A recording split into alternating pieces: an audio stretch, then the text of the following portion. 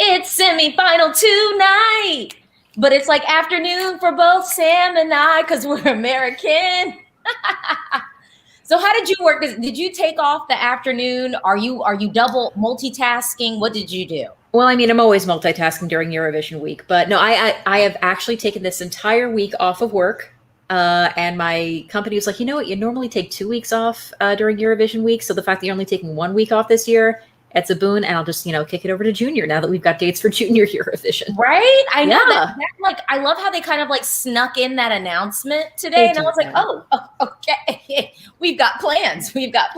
Oh, yes. And it's great because normally they have it like this. The last couple of years, they've had it the Sunday after Thanksgiving. Right. So I've had to okay, do I want to do Junior? Do I want to, see my family? And this year, now that I could actually travel again, hopefully, I don't have to choose. I could do both. No, exactly. I always say, I'm like, there's going to be a year that I cover Junior Eurovision. And I will say, I think the year that I decide to cover Junior Eurovision is the year that I truly give up all the national selections. Also known as heartbreak season. Yeah, it's a balance. I mean, especially for Americans, we only get so much PTO per year normally. Like it's worth its weight in platinum. So you just have to be kind of careful about how you use it. So to take, multiple days off over the spring to take, national final season, or do you take the whole week and go to Paris in the middle of December? I mean, not a bad idea. Okay, but we're here to talk about semifinal 2. And I do have like 4 things that I just sort of have in my mind before we hop into the show. Well, maybe 5. So the first thing is, if you are an American and you are trying to watch semifinal 2, just watch on Peacock. The app is free, and then you can just watch it. You don't have to worry about anything. Just download Peacock. You've got time. You can download it right now, either on your phone.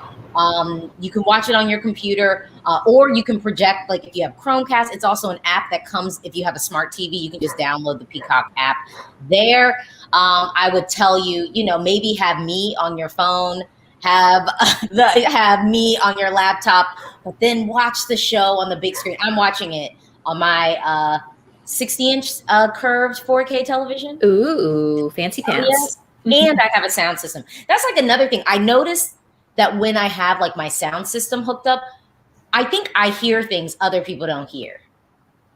Because it does change the depth of sound that you get if you're listening like on surround sound than if you're like listening through a laptop. Oh yeah, totally. Or on your phone. I think it does change that experience. So that's my first thing. If you're an American and you're asking in the chat how you can watch it, download the Peacock app. Yeah. They didn't pay me. I'm just telling you, it's going to be easy. I'm using it. It's worth it. I mean, the resolution is fantastic. Yeah, I mean, it is. Yeah, it's great. And then you get like all the Bravo TV shows and all the Housewives, and you don't have to miss them. So it's a win-win. The other thing that I would say, so then I've got 4 more things, and these are related to the show. So I'm going to go through the 4, and then Sam, you kind of tell me what you think. So my first thing is, and I have fully warmed to this. This is like one of those things that as I started actually thinking about it, I was like, wait, this makes complete sense. And I don't know why it took me so long to see it. So my first thing is Denmark is qualifying. That's the thing that I'm like, I think it could happen. I think it could happen. So these are the things that I am opening up to. These are my real talk thoughts that I'm opening up to. Denmark qualifying. Moldova not qualifying. I'm opening up to Moldova not qualifying because y'all know I was staying in the song hard. Bump, bump, yeah. And then Portugal defying the odds. See, I always saw a pathway for Portugal. And I said it even in my prediction video. I was like, I see a pathway, but no one, there was like no hype. No one else was talking about it. And so I was like, I have to take myself out of my own mental bubble sometimes and push. Yeah. Okay. And then the other one I have is, Austria possibly being like fully saved by the juries. Because I don't think people at home are I don't think that it's going to get that many televote points because of the running order. If it came a little bit later in the show, I could have seen it. I don't know. That's those are the thoughts I'm opening up to. What thoughts are you opening up to? Honestly, that is not super different from mine, except I originally had Moldova as one of my qualifiers before we saw the rehearsals, but these last handful of rehearsals, including the jury final, it's like those those vocals didn't do her justice when they needed to do so. And I really, really worry. I feel like the staging is just kind of there. Moldova, I hate to break it down into the geopolitics of it, but Moldova doesn't have a ton of friends in this. Romania's not in the semifinal. Russia, Ukraine, they're not in the semifinal. You could argue Spain and Portugal voting in the semifinal. There's a decent amount of Moldovan and Romanian diaspora there, so that might carry over a little bit, but there's not a ton of that.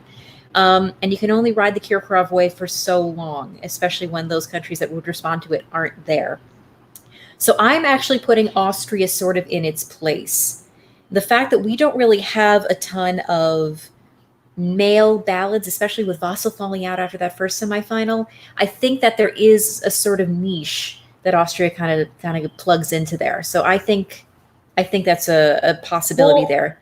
Well, hold on. So this is my question with that. Given, because this was always my worry with Austria, the running order and then the song, the vibe of the song. Is it a vibe that people at home want to latch onto? And I think part of that same theory that Austria would make it through was also kind of telling us, okay, maybe Basil or Anna could, but they didn't. I feel like Vincent is a little bit more accessible. I don't disagree with that. And I mean, look, here's the thing.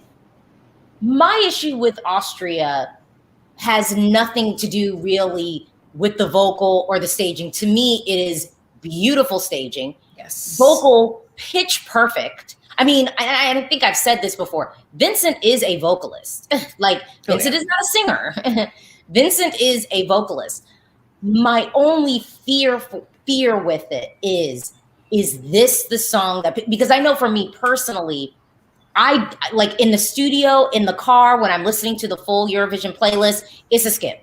I don't want to go there. I don't really want to sing along to it. It's just like, I'm just not in that vibe. I'm trying to conjure up the weather being nice and warm. Right. I'm just not here for that.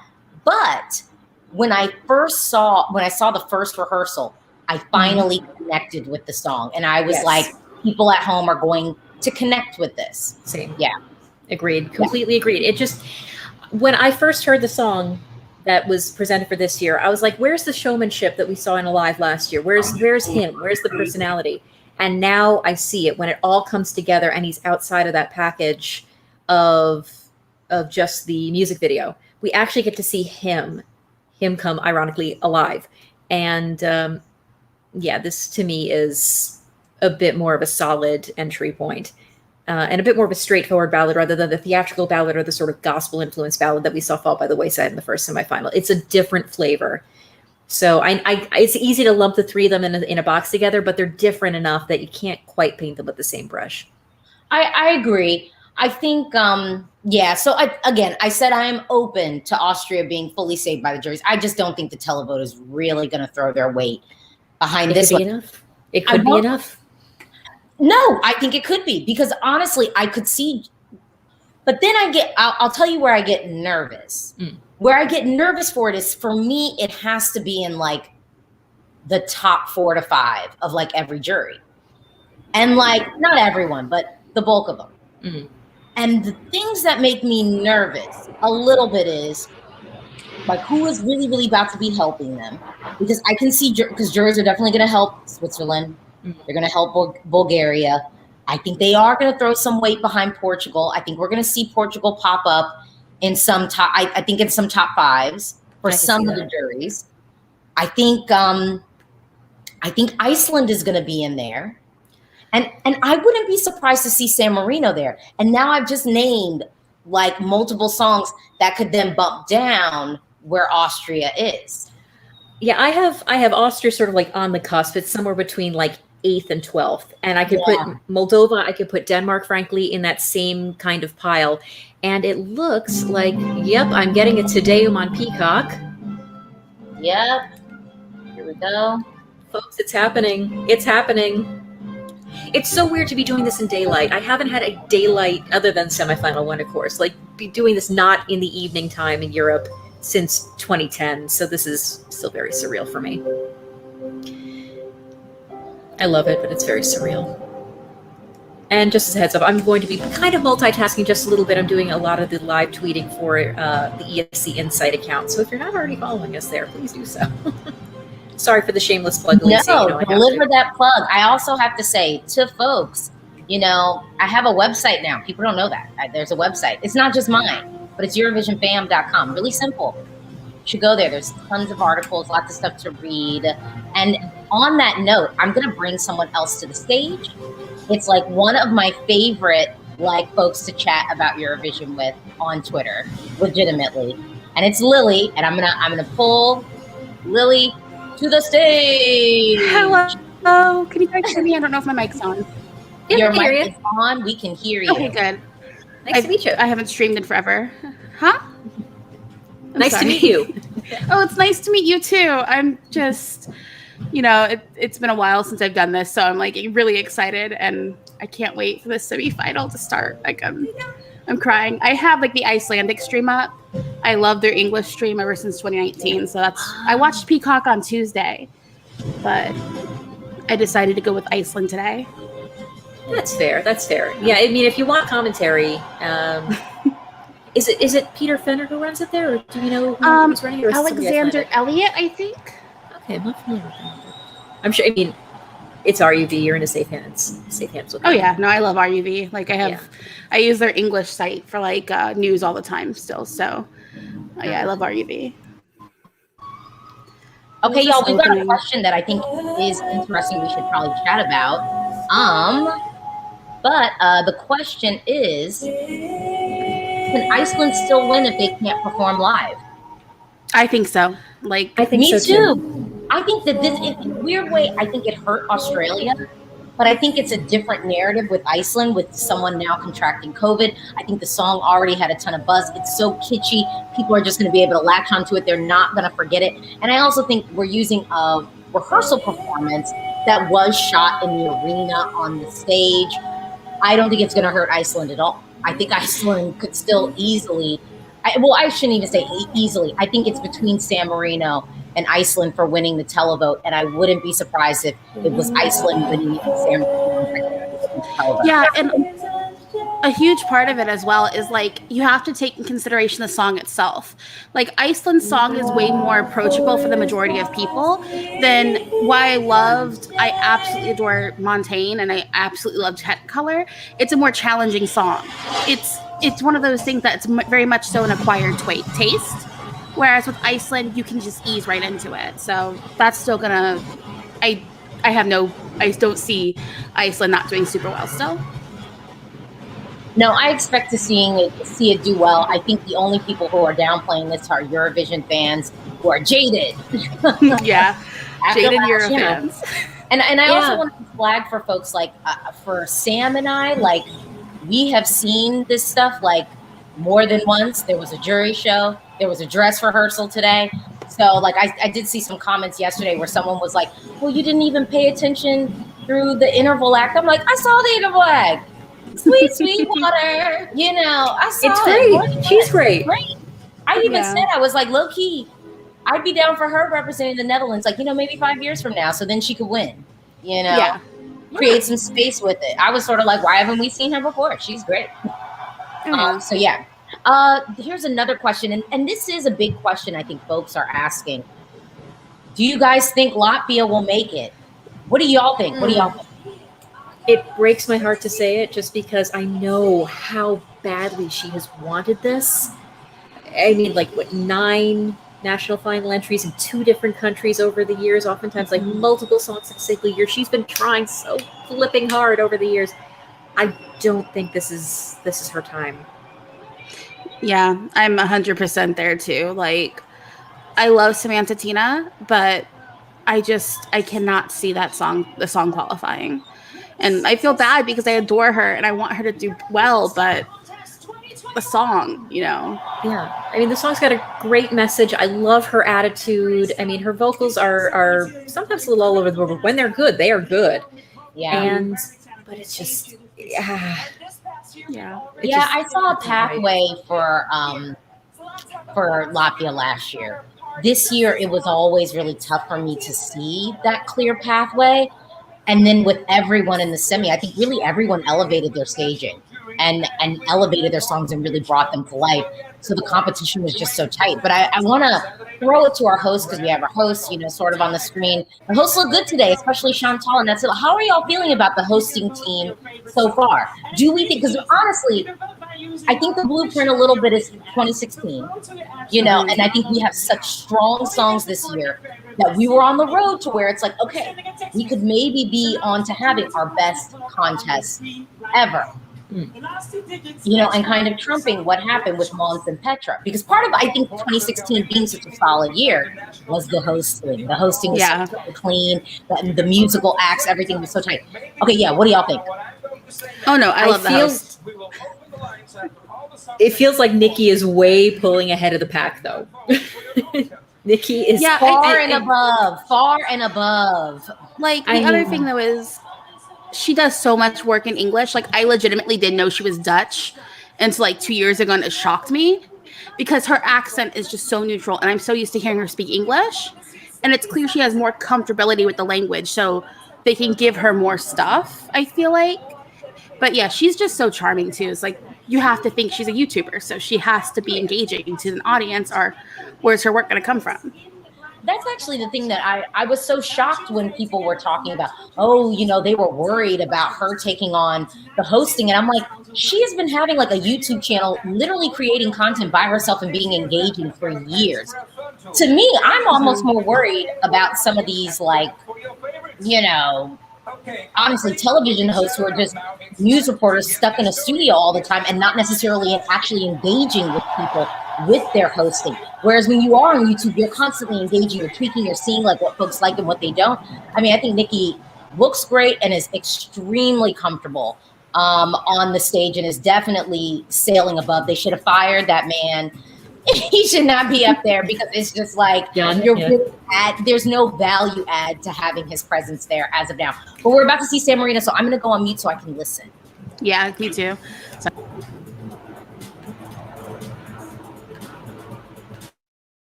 I will just say I love the headpiece. I love the fact that we're getting a headpiece. They did tweak it a little bit, and I think the headpiece we have now is good. I will say that the camera angles that they are doing for this are slightly sloppy, because we're getting a lot of transition moves that we shouldn't be getting. It's like, turn away. Like, why are we watching her get lifted up off the ground? Show the audience, and then she's just off the ground. That's like it's a nitpicky thing, but it separates like really professional looking performances from like, basic ones.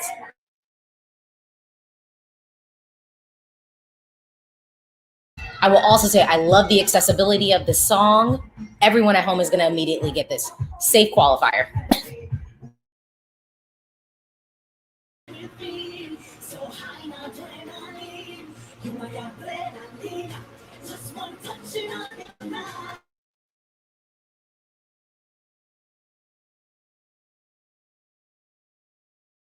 I think there were a lot of questions about her vocal.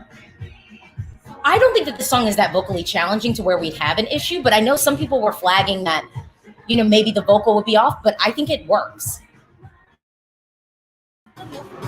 I agree. I think this is solid enough. She doesn't really have a massive belt or any crazy runs or anything like that. I think this is a song that is conducive to singing and dancing at the same time and letting her performance aspect really shine through. I will also just say, because I feel like I've said it before, best rap verse in English to ever hit the Eurovision stage. On that fact alone, it's the best rap verse to ever hit the Eurovision stage. Period, period, period. And amazing. Yes, it is a great way to start the show. I mean, what do you expect when you actually bring in an American rapper whose English is his first language and he's literally a multi-platinum, I believe, diamond-selling artist? Come on! I'm watching Flow Rider at Eurovision. What? It's like, no.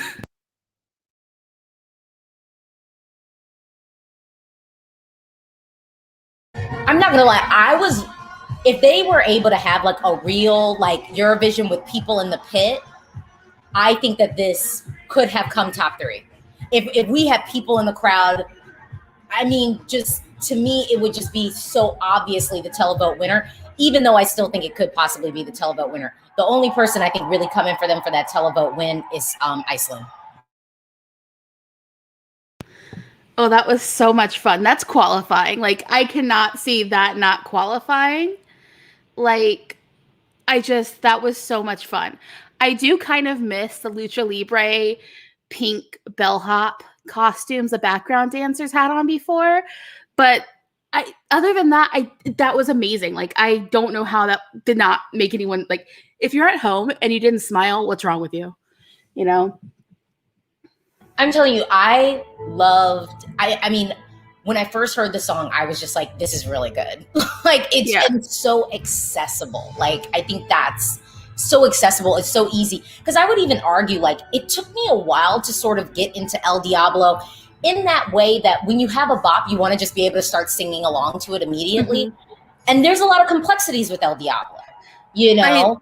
But like Adrenalina, you can just hop right into it and sing it. Okay. Yeah. I have Uku starting.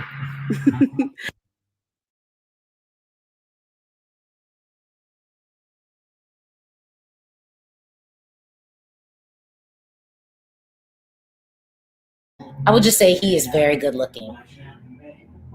I mean, Benny Cristo is, you know, I was about to say, you know, my man Benny's coming up later, so I have to. My man Benny is going to be on the stage I know soon. But I've already told you. Uku was in the running. If I catch you in Fairfax County, we're going to have to throw hands over this. Look, I could fight. I'll have to grab my sister. She fights for me.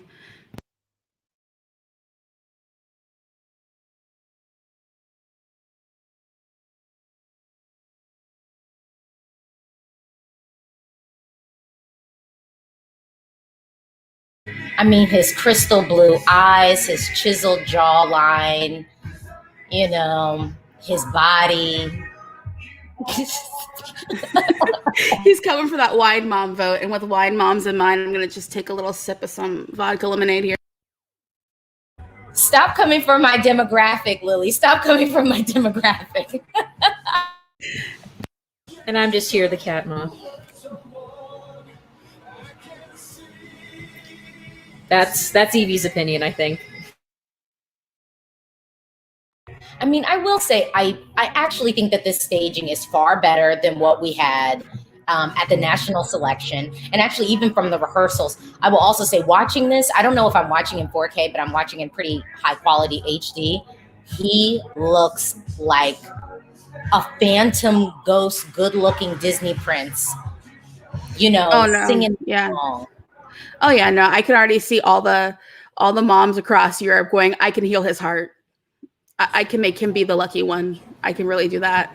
But nah, like I mean, Estonia is also the nation that gave us Victor Crone. So I mean, are you really surprised that they know how to market Victor Crone had a way better song. Well, I mean, when you get Stig Rasta involved, that's, you know. I mean, hello. Yeah. And we need Stig Rasta back at Esti next year. Yes, please. Yes, please. Honestly, I am the Stig stan. The person I want to see represent Estonia the most of the last few years that we've seen at Esti is Sissy. I absolutely adore her. Right, at least we're getting her reading the votes this year. Oh, really? Yeah, I'm happy to hear that. I adore her. She's great. It's in her genes. This is in her genes. Exactly. Literally. Y'all know this is like low-key one of my guilty pleasure songs because I like, and people think my It's a Skip video is like completely accurate. It's not, because I think I had this song included just because the line worked out well. I love the studio cut of this song. I don't think it should advance. I don't think it needs to be in the final, but I love the studio cut of the song. Also, this is a time to tell folks in the chat. So today I'm having I'm calling it like a pink margarita. I'm calling it a pink margarita, but it is really like a lime-based margarita. And that's what I'm sipping on today. Well, that sounds good. I'm not going to say where I had Estonia ranked before we went into the rehearsals. But yeah, no, I personally, I mean, it's a good studio cut. I don't really find Uku to be very charismatic as a performer. So that's always going to pull him down for me. But that staging's effective. I can admit, like, I think that staging was good, and I don't see this qualifying, you know? Oh, time for my man. We don't need it in the final. Up next, we have Czech Republic. I'm really curious to see how Benny does this. At the rehearsals, he's treated them very much so like rehearsals, so I'm curious. Yeah, same.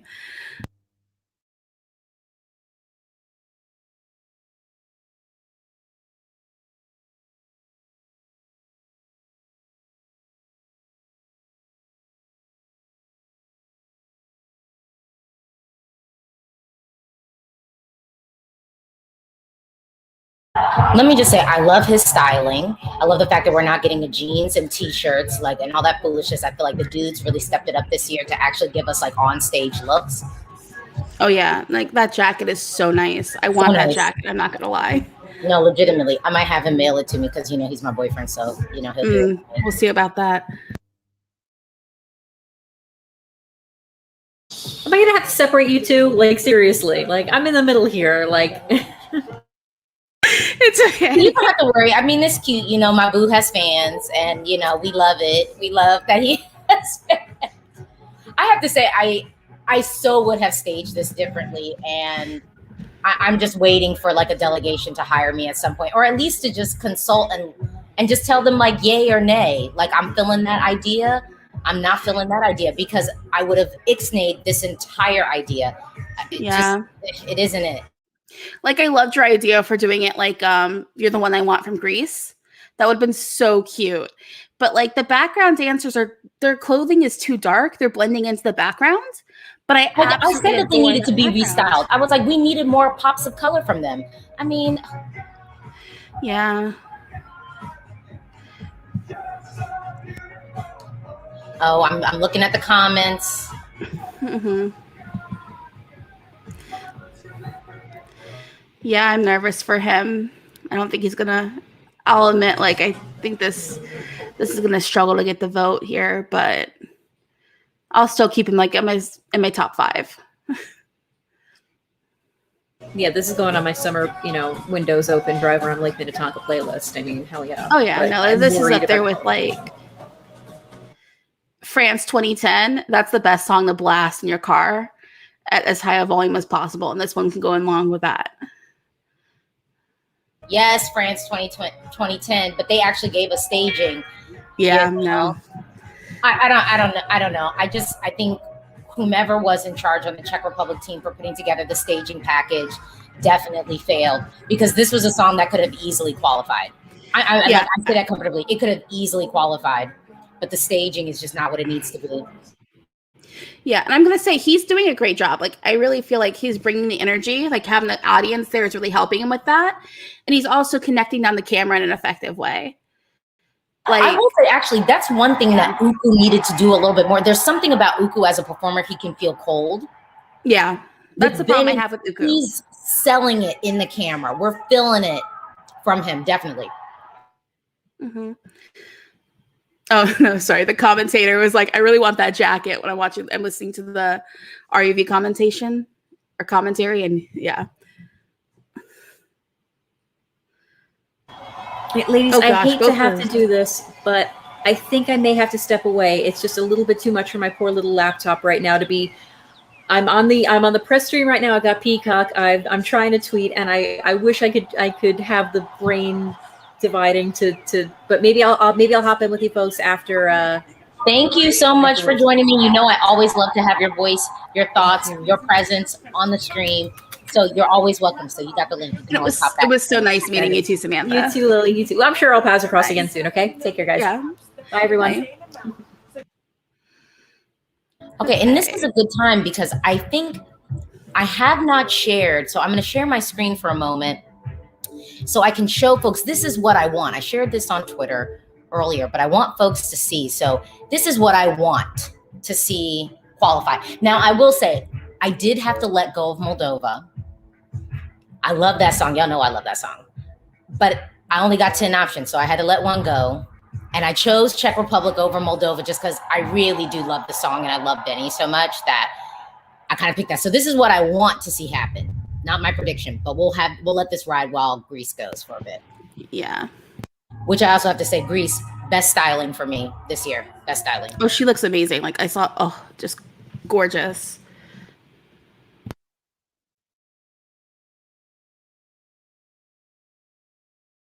Like, to me, she just looks like a pop star. I mean, like, look at her. Oh my God. Just attitude. It just looks so professional styling wise. Oh yeah. No, she looks like she could be on a stage absolutely anywhere. Like, just, she looks amazing. And I love the little cutout triangle on her stomach. It's so cute.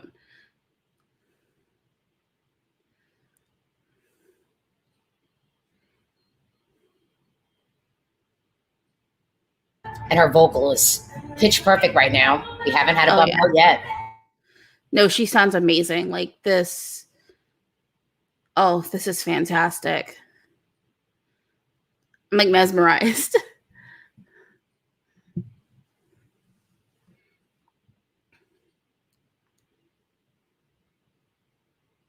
Hmm.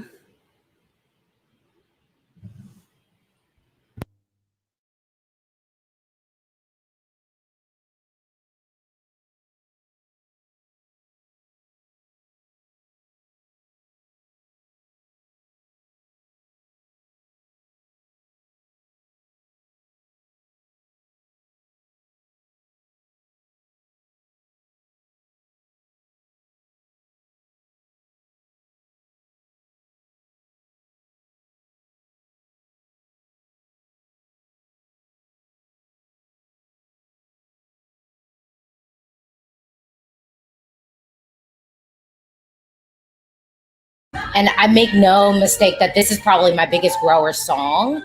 I mean, like, it's one of my most played songs this year. And like, when I first heard it, I liked it, but I didn't think it was going to be one of like my most played songs. And it honestly is. My biggest worry when people from the press were describing what the staging was looking like was that it would be too much, but this isn't too much. It's like just enough. It looks good, but it doesn't look like it's too much going on, if that makes sense.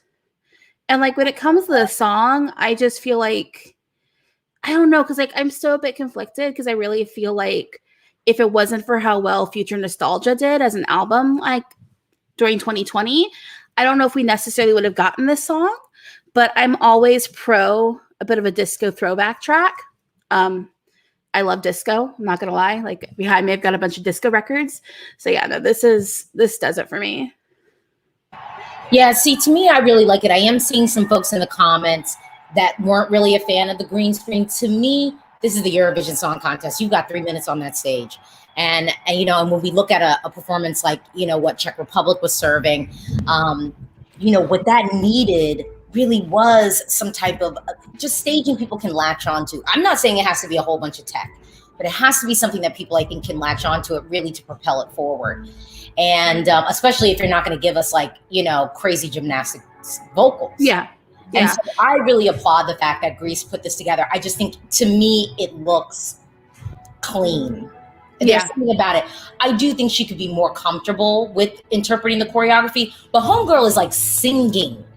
Yeah, exactly. She doesn't, if you're going to stand there and you're going to hit all your notes, you don't need to be dancing. Right. Like, she really you don't need to doing be. a lot. This is not an easy song. There were some other songs that people were struggling with and they had, you know, minimal choreography and they weren't as difficult as Last Dance. All right, now we got Austria up here. All right. Oh, yeah. You said that.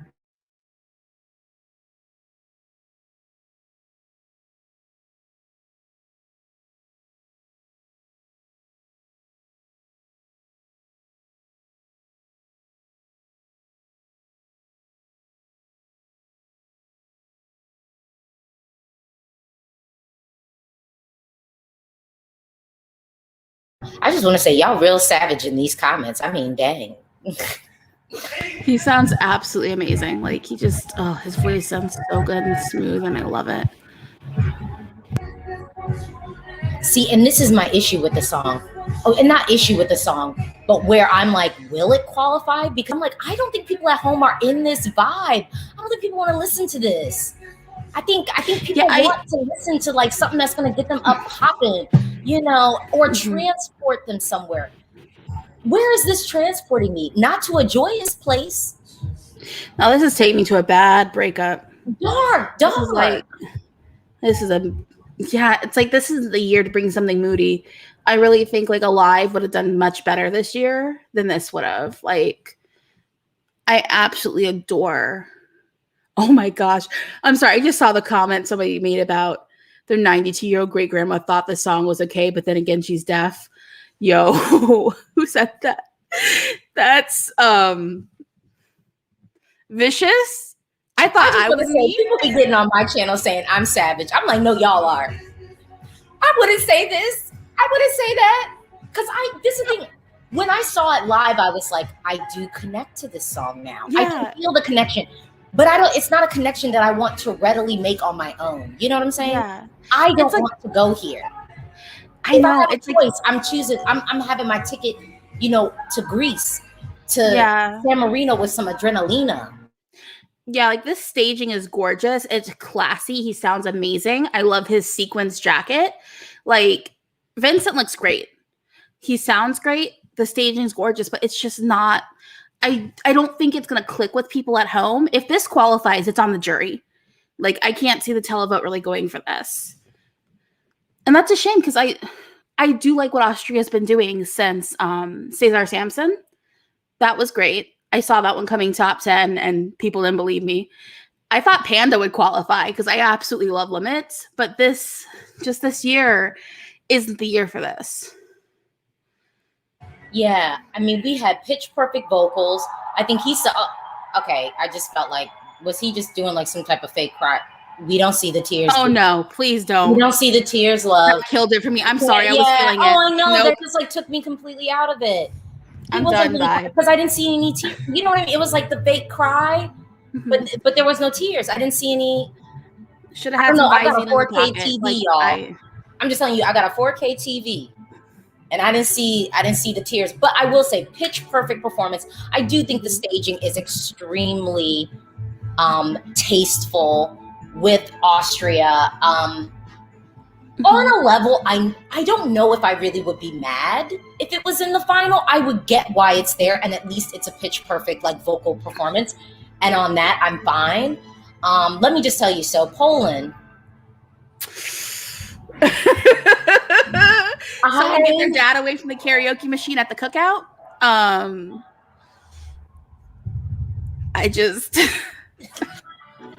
don't know what to say. Oh my goodness. Oh my gosh. Somebody said Filipinos will support Vincent, but is there a big Filipino contingent of folks watching Eurovision? The UK has a few.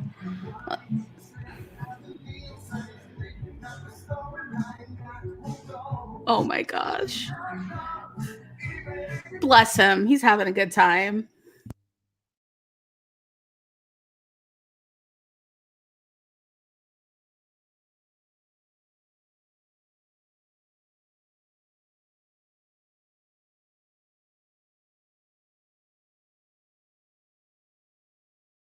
Y'all really coming with the jokes in the comments tonight. Y'all on fire tonight. What are y'all drinking? What are y'all drinking? I have vodka lemonade, like I said, but oh man, this is just, I enjoy it when it's on. It's not a good song. It's like cheesy. I think I heard someone once say it was like Blinding Lights, but after you had a hangover, and I see that. Blinding Hangover works for me, but this, he's having a good time, so I honestly don't want to hate on him, but like, this song is dire. And at least, you know, he's having a fun. Is that like the background singer just in the background hanging out? Yeah, okay. That's a little bit sloppy. I'll say this. I actually don't think the song is that bad. I'm glad that he takes his sunglasses off. Here's the problem. The vocal. Yeah, the vocal's not there. He is not a singer. He's not a singer. And on that note, y'all know I just can't. I can't. I need a vocal. And if I don't get a vocal, then I need to have a very unique and interesting song that's like, you know, heartfelt or something. I'm not getting that with this. Oh, he's just, you know what? Let him go. He's having a good time. Oh, this is precious. Well, at least it fixed a shot where he wasn't like being covered by the pyro. But So yeah, they this have is him my moving around. prediction. I didn't drop my prediction, so just so folks know, this is my prediction. Yeah. I mean, that stretch where you this have, vocal is so Albania and awful. Finland. Yeah. I did my prediction last night, but like I don't know where I put it. But then again, I did it without knowing what anything looks like. So come back to me at the end of the show. Oh, this is.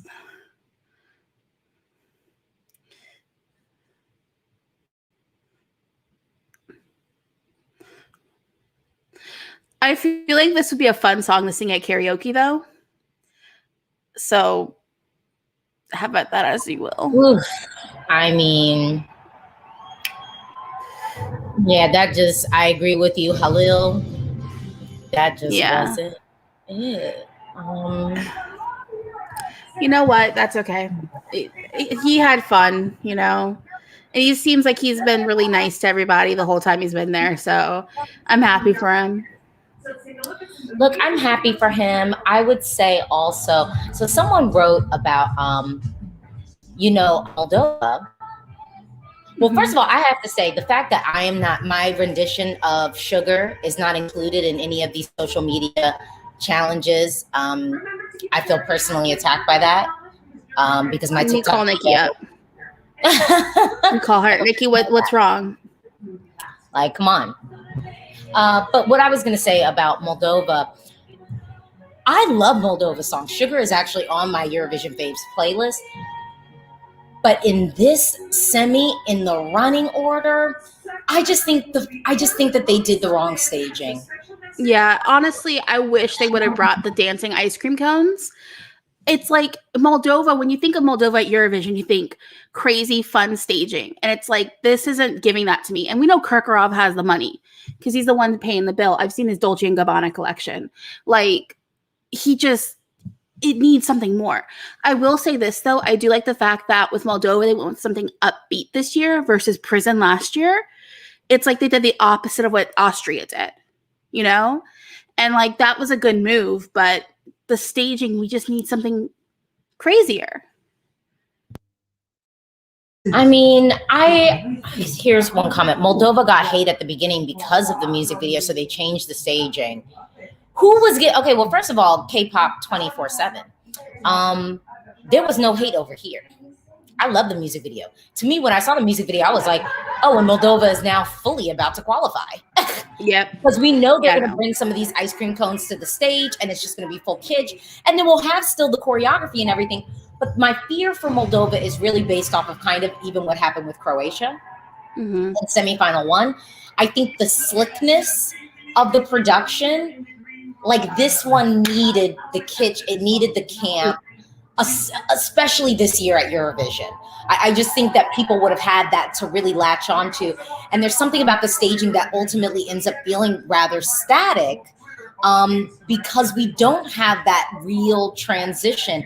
It's very, very straightforward staging. And honestly, it's staging that could have been done in 2015. You know what I mean? Like, it could have been done years ago, unfortunately. I mean, no, wait, that was 2017. Never mind. I was like, we've had turntables before. Oh, I like that color blue, though. It's pretty.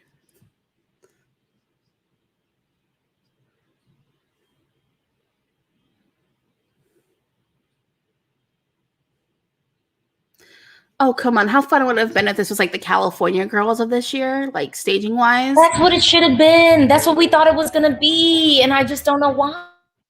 Oh, God. I know. I'm sorry. California Girls is still like one of my favorite songs ever.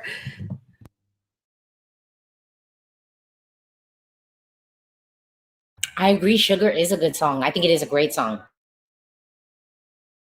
And the other problem is who's going to, like, they don't have neighbors to vote in the semi. They don't have a ton. Yeah, they don't have friends. It's like Ukraine, Russia, Romania. We're all in semi 1.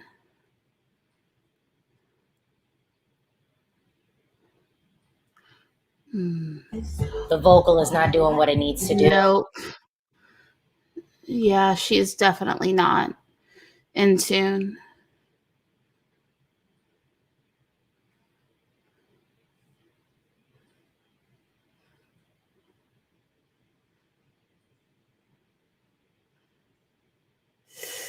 Yeah, no, I'm scared now. I can't see this qualifying now.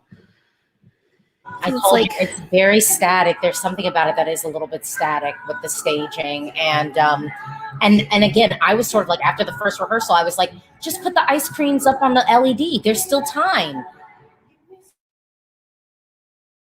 Man, if I was her costume designer, she'd be wearing cotton candy right now.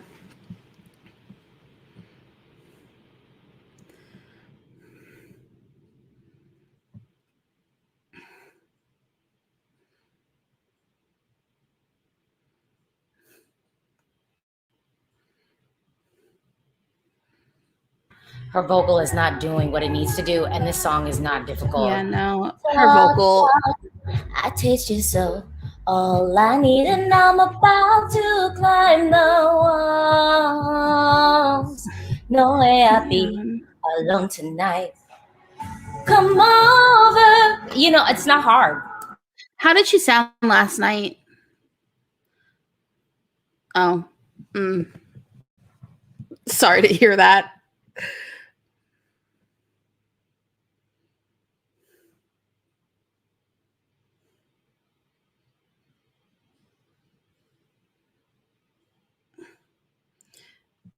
Oh no.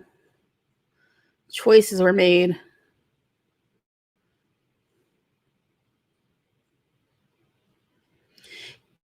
Because I think I seen somebody saying something about the blue and the pink. I mean, bylighting is very popular and has been, like, for the last 5 years. I've been seeing it way more. So I don't know. Like, I would have just brought something different because a geometric background doesn't work for this. I feel like I'm like watching a vaporwave background.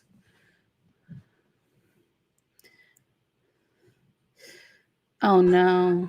Joa says, if anything, it's going to be her high note at the end. That's what's high about that note. We just heard Ida and Ellen get up there and do the highest note ever. And then you expect the juries to be wowed by that? Do you know what note Eden had hit? It's not that high. It's not that high. Do you know what note Eden hit? Off the top of your head? Oh no, I think wasn't it like a high G? Weren't they saying it was like a G? I don't know. I lost perfect pitch a long time ago. I used to be good. I'd be like, oh yeah, that's this one, but no, I lost it. Okay. Oh, it's Iceland. Oh, I'm so excited. I'm so excited for this. I absolutely adore this song. I wonder if my coworker is going to join. So her favorite song, she listened to all the songs, and her favorite song was Iceland. I'm telling you, Iceland is still in it. Oh yeah, no, it's like still in it. It's so much fun. It's like a sincere love song, which I love having a sincere love song in my life, and like. Well, I would say thank you, Thanos, but the note is not that high. It really isn't. It's not. It's not. It's not. I don't think so.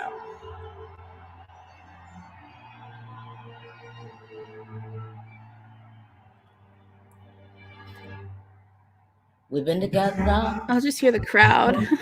No. Warms my heart.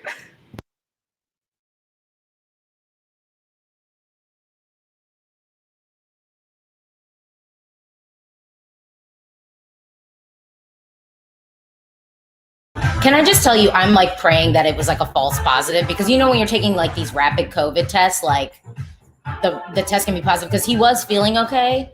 So I just really would love for them to have that grand final moment. They've been waiting 2 years for this. Oh yeah, no, like my mom does COVID tests. She got in trouble because she had too many false positives about 2 weeks ago. So I'm like, fingers crossed. Let's hope.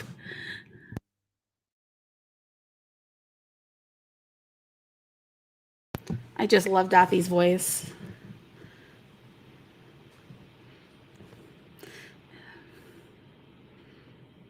No problem, Jaden. Thank you for recognizing you were spamming. I'm like, but people, I don't think they realize when you spam, it actually slows down the stream. Yeah. Like literally, like my computer starts going with the comment. Oh my gosh. I'm sorry. I'm just like, I'm mesmerized by this. Like, how can you not love this? Like, oh, this is so charming. No, that background was giving me middle school sticker binder, and I love it. It's like the Napoleon Dynamite meets Lisa Frank of it all, and I just love it. Exactly, and it's so genuine and sweet, and it's just like it's a solid, funky disco track, especially when you get that string arrangement on it. Oh, it's so good.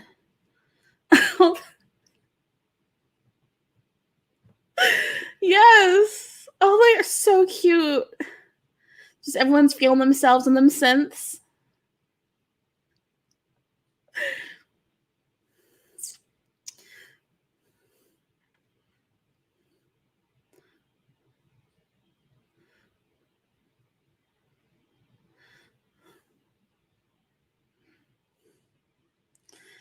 Oh, this is so good. Play is talking about how it won't win. Okay, look, we've got a lot of competition this year, but Iceland could win. Iceland could still win. Like, do not play. Iceland has a very clear pathway to victory. There's a couple of countries that have a clear pathway. Italy's pathway almost looks less clear just because we know how the juries play Italy regularly. My thing with Malta Italy is the has a staging. pathway too. Malta has a pathway. France has a pathway. Switzerland has a pathway. Iceland's pathway to victory is very clear because Iceland could easily come top 4 with the juries and be either top 1, like number 1 or number 2 with the televote. And then we have a scenario where Iceland wins because we know for the televote it's going to be either San Marino or them. Yep. It's not going to be France or Switzerland or Malta winning the televote. We know that's not going to happen. Another huge thing is the fact that like throwback songs do well on the chart. And from what I've heard of how juries work, they're supposed to be listening for something that's radio friendly, and they're supposed to be listening for something with a good vocal and a good composition. That song, good composition, solid vocal. He doesn't have a crazy amazing voice, but his voice is so unique, and it's like just a really nice warm baritone. He hits all his notes. It's like I totally no one knows. Oh no, man, Serbia time. Now I'm all sad. My hair is all pulled back. Hey, hey, hurricane.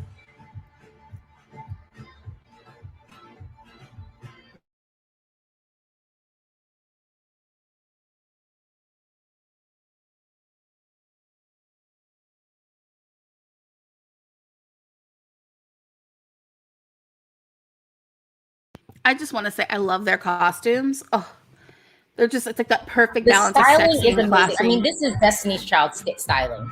Yes. Like one's in a little romper, one's in a little dress, one's in like her little cat suit. Oh, this is fantastic styling.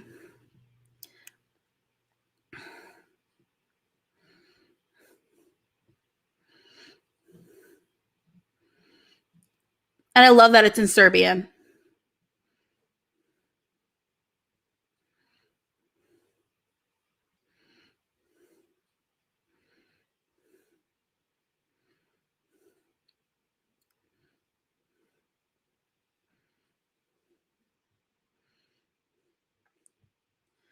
I can hardly believe that this is the same, like Sonya's the same girl who gave us Goodbye Shelter. Like, just, this is such a different, like, oh, it's so good though. I have to say, one thing I love about this is I love how each of the girls has a moment in the song. And I'm going to talk about this comment. If Cena didn't have Flow Rider, it would not qualify. No. I think it would still qualify. It would have qualified on the power of her hair alone. Yeah. Yeah, no.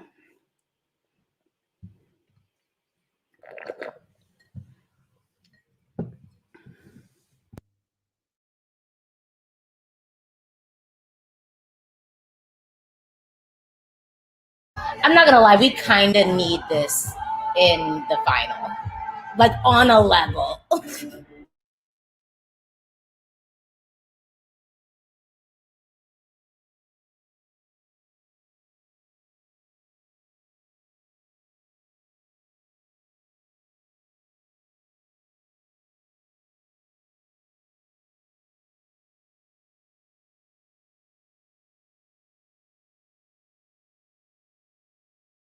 The vocal, the modulation happened. It was hot.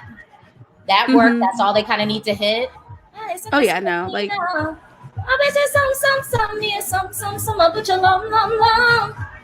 Hey.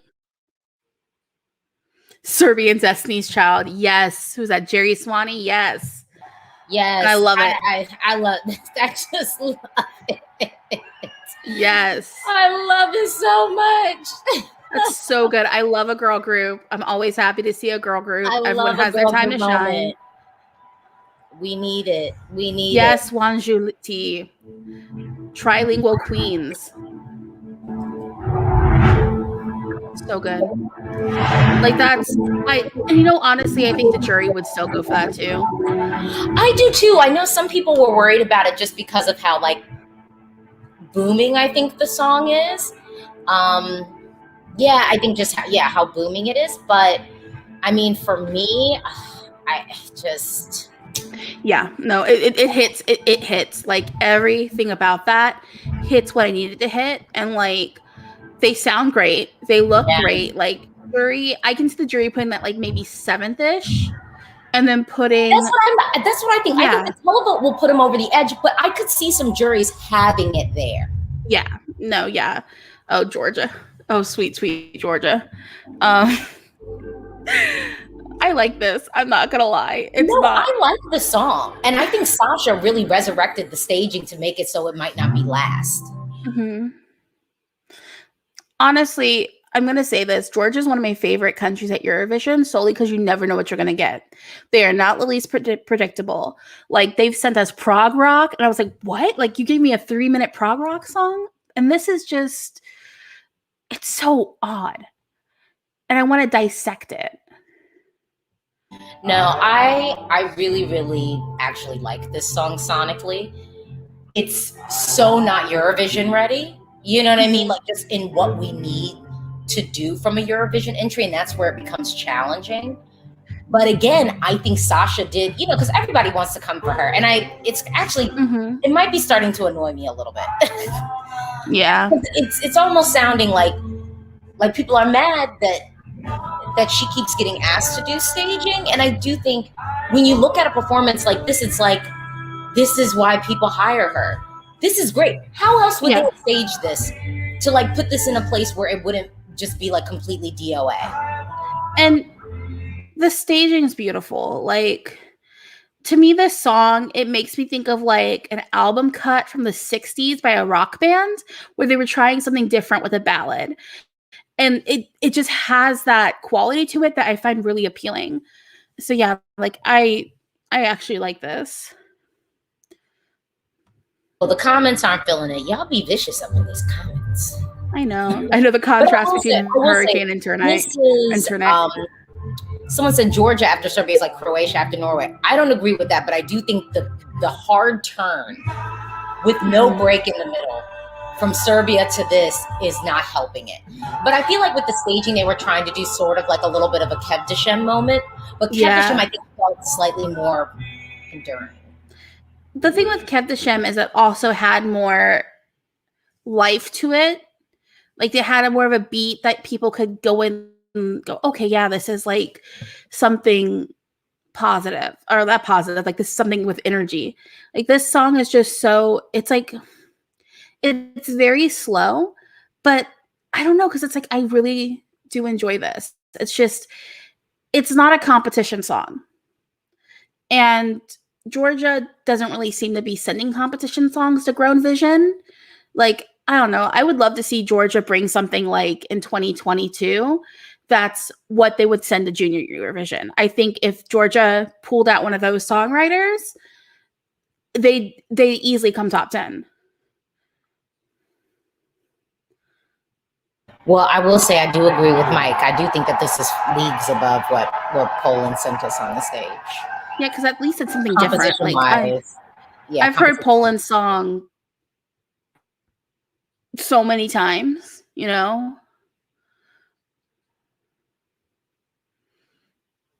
Oh, Albania, right?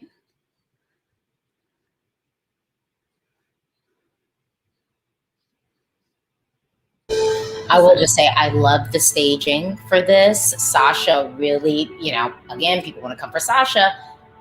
This staging is beautiful. People hire Sasha for a reason. It's beautiful. And of course we knew she was, she is a vocalist, Angela's a vocalist, like we knew she was going to do this pitch perfect. I'm not going to lie, I was secretly hoping that we would have a violin moment on the stage. Like at some point in the song, I was kind of praying for that, but it's not happening, but I like what's happening with this holistic performance.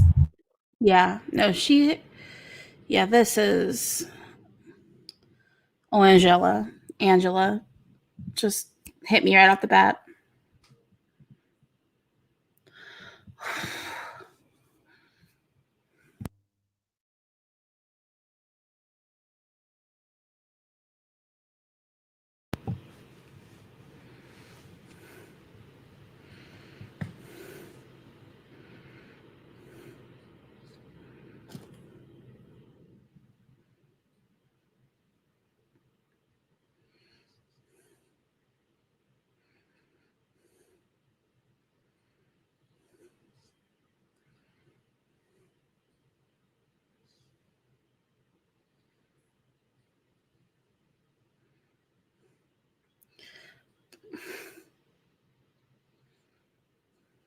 I love the way she looks. I actually love her being alone on the stage, especially for a song like this.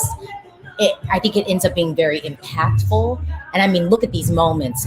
Sasha's so good at that. The moments that you can just like pause the screen and it's like art. Exactly. I think Sasha really show out, especially with Switzerland's performance, that most of y'all were going off a 30-second clip. And I was telling y'all, I literally got physically affected by Switzerland's performance. It was beautiful. Honestly, this is kind of giving me the same vibe of another Sasha staging. Armenia was at 2016 with Iveta Mukuchin. Did she do Iveta? Yeah, she did. I hated that song. Yeah, no, this is very Iveta. Yes. Yeah, I did not like that song going into the contest, but after seeing that staging, I was like, top 10. Come on.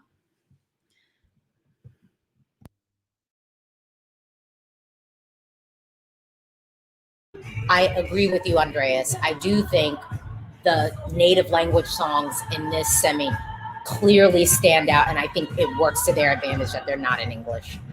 Yeah. Oh, gorgeous.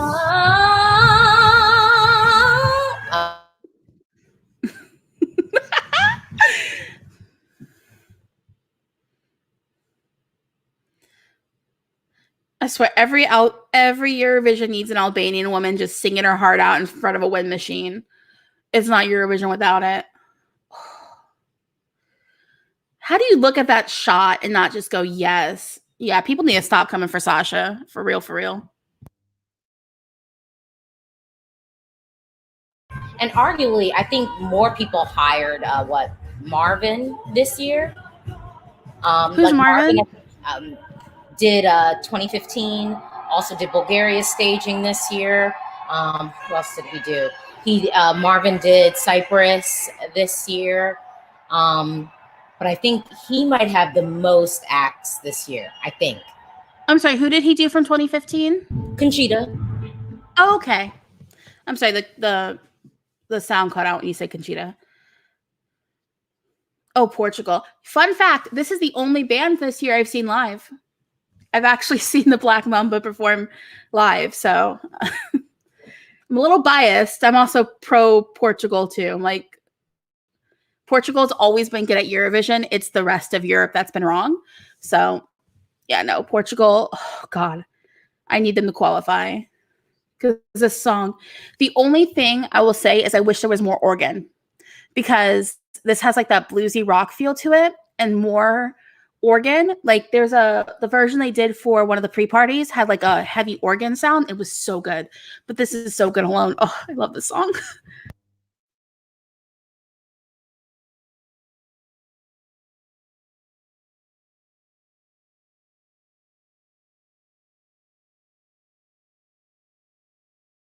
Real quick, Jaden, you shouldn't feel guilty about Portugal being a pleasure for you.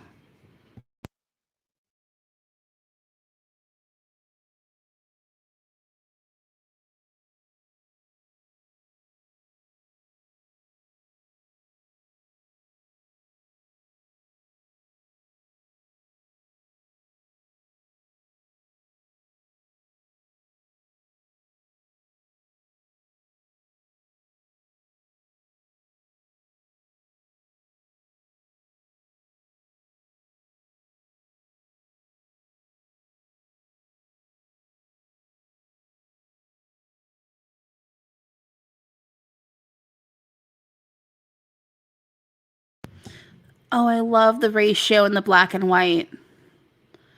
It's like, it's really effective. It kind of frames it really nicely and differently. The staging with this is immaculate.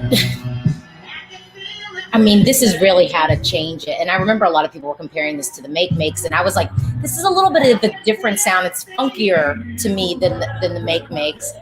And it's also, that was a while ago, you know, different time frame and also different competition around them. And also the makes were a host country. So, you know, no one's checking for the host country anyway. Yeah. No, like this definitely has a more like, I could see this song having come out like any time between like 1968 and today. You know what I mean? Like it has that sound to it that's really timeless.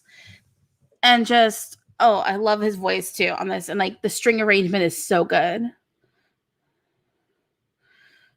I will also just tell you, I think the other thing I really love about this is it's something about this that actually we're having like an 80s moment in music. There's something about this that's very 80s. It's very Prince. And some of the production, especially when you're listening to the studio cut, very early Prince. Okay. Yeah, I can hear that. I'm going to say it's doing something similar to me as Maneskin does, where it takes me back to a earlier time in rock music. Because this is still rock. Like, it's not hard rock, but it's blues rock. And it's so good.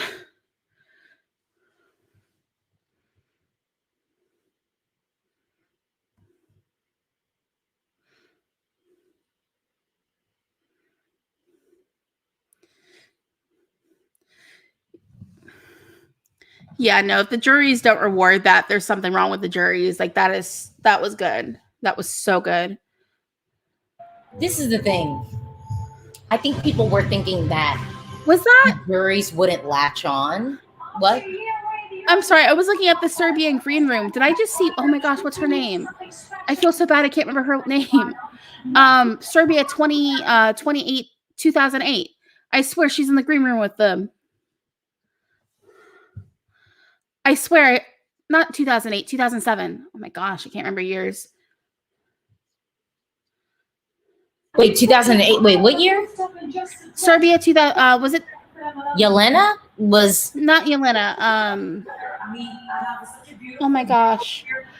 I'm gonna hold on. I got you. Wait, Maria? Like who won? Yeah, I swear she's in the green room. Really? Okay. I swear I saw her in the green room. Or if I'm crazy, I don't know.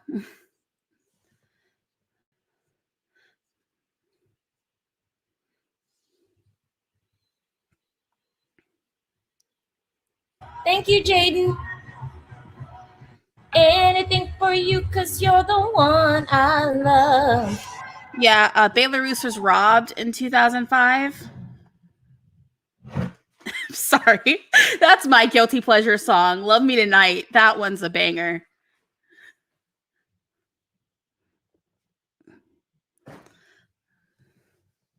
Okay, yeah, since we're having a break, so this is my prediction of what I think is going to happen. I've had to make hard decisions, and I let Czech Republic go, and I let Moldova not loyal. go. Not loyal. Not loyal to your man. Well, it's a prediction. It's not what I want. It's I know. I agree. I can let go of him too because he didn't bring it. Like, well, if he makes it, I'll be happy. Well, I don't even know if it's fully his fault. I mean, like he's not the one sitting down and coming up with the staging, and deeply, I think the other options that I had for the staging were better. I said the same thing about Australia. The idea I had for Australia was better than what they did. For me, I've always seen Albania making it through. Maybe that's delusional. Maybe I'm wrong, but I've always seen them making it through. And then after these rehearsals, I think Portugal stole Austria's spot for me.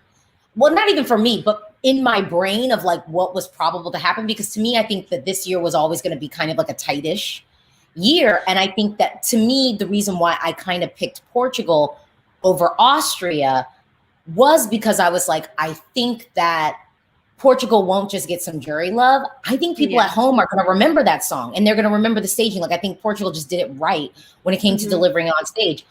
And now I will say this, although I'm like, I think I'm just secretly nervous for Bulgaria. Bulgaria's coming up. And I don't know if it's just like a nervous mom, but I'm just nervous about Bulgaria because of just the message of the song. And I'm like, will Europe want that? You know, but I think I do enough, so I don't have to worry about it too much. And then obviously Finland is qualifying. Switzerland's obviously qualifying. And then I guess Denmark is my swap in, but Denmark not only has a ton of friends in the semi, but I think a lot of people at home are going to be like, this is old Eurovision. Like, this is the Eurovision I know and love. The UK is given, I can see the UK, their top votes are going to Iceland and Denmark. I'm positive. I thought that the UK might throw some love to Czech Republic, though. They might.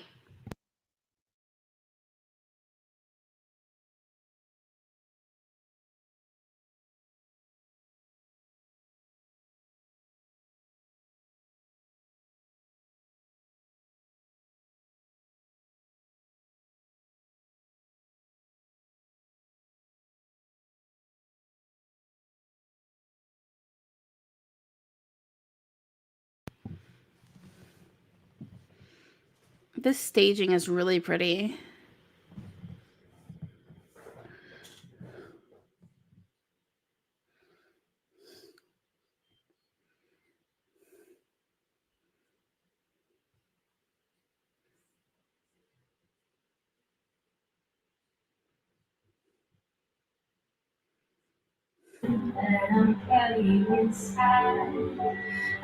Okay, Elsa says she's getting winter vibes. Victoria's voice is on point. We knew it would be. We knew that it would be. Sophia 2020, yes. I can see that. I'm okay with that too.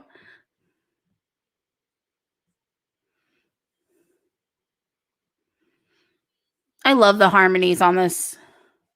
And same with the song from last year she had. The harmonies are just so good for me. I do have to address this. Billie Eilish would not come out with this song. You could say that about Tears Getting Sober, low-key, but you can't. I don't think you can say that about this song. This song is a little bit different. I think gives off a different vibe. I'm old, so I don't know any Billie Eilish songs except for Bad Guy.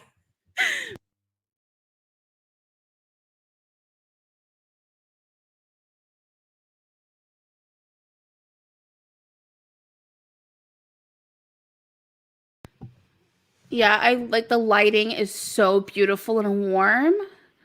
And that whole thing with like the Days of Our Lives opening going on with the sand. Yeah, no, this is gorgeous.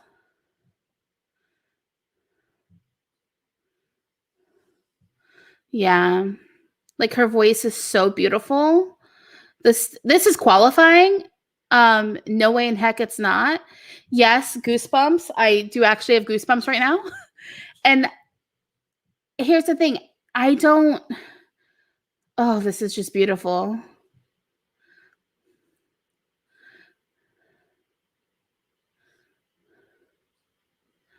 Oh, yeah.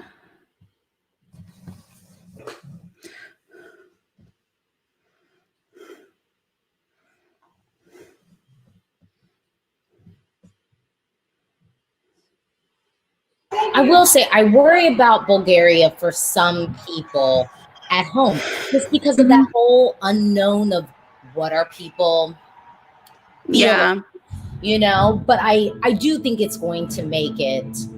I don't think that the running order is doing it any favors, though. I would have just put it in a completely different place. I don't know what they were thinking with the order, because low-key I almost would have had it after Serbia. I could have almost felt that vibe. Yeah.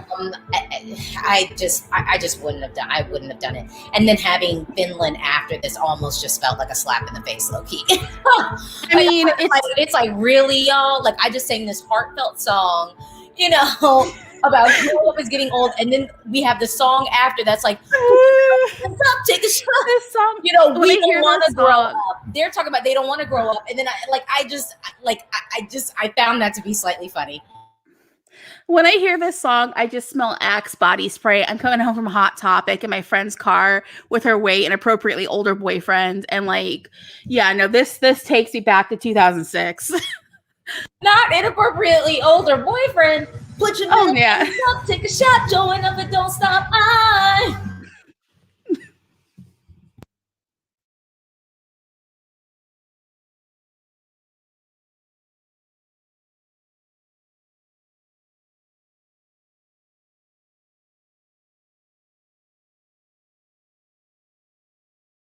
Oh, that every psycho in the scene line every time.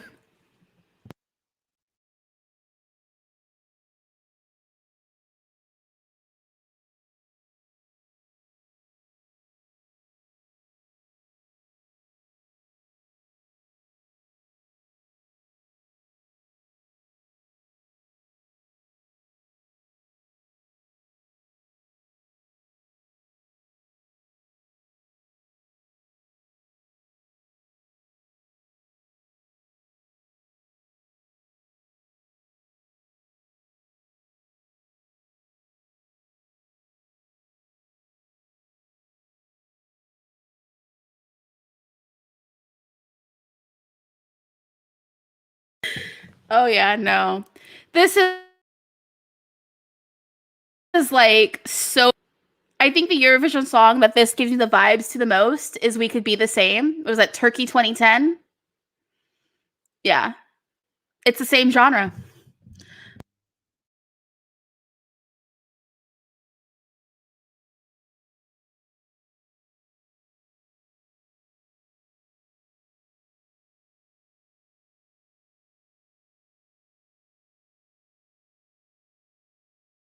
Oh yeah, Floppy Kiss. I also love Linkin Park. I'm not gonna lie. I was just late to the Linkin Park train. I had to do the Jay-Z Linkin Park collab before I got it.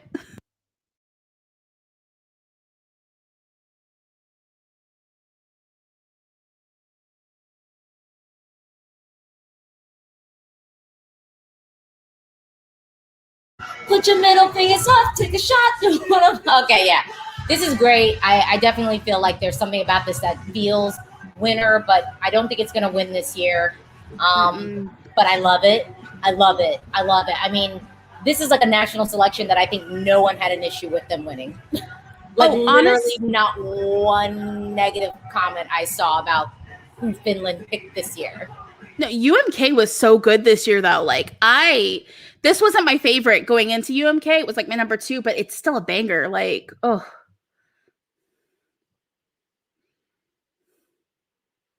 Yeah, no, that was good. That was some solid new metal. Lots of fun. You could tell they enjoyed themselves. But yeah, there was people like saying that they would prefer Maniskin over this. I do also prefer Maniskin over over the song.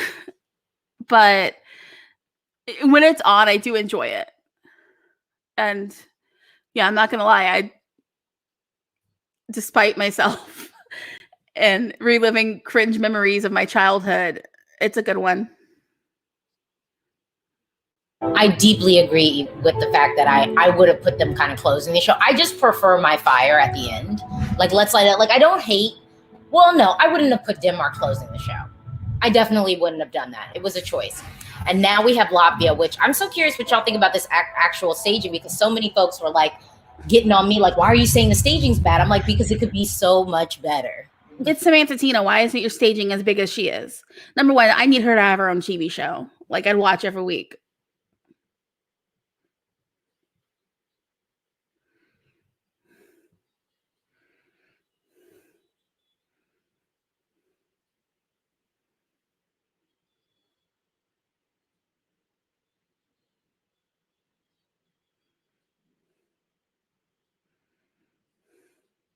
Oh, I think she's a little off.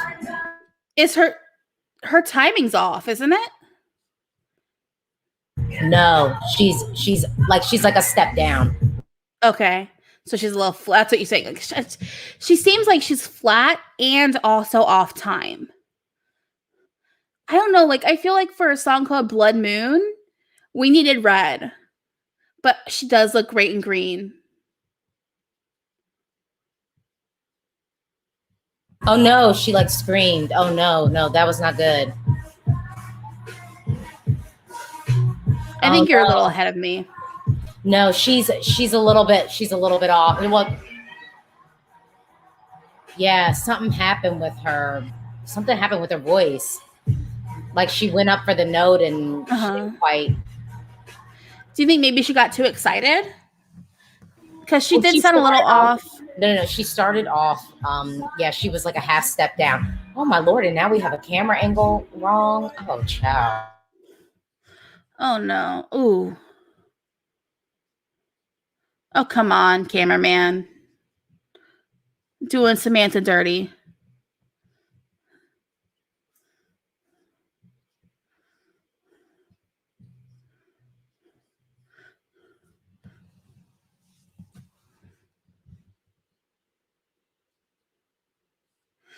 I mean, yeah, it is a bit of a hot mess, but like,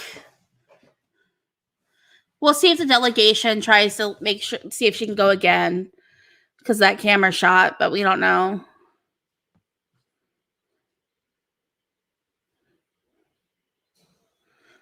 Ooh. Oh, Samantha.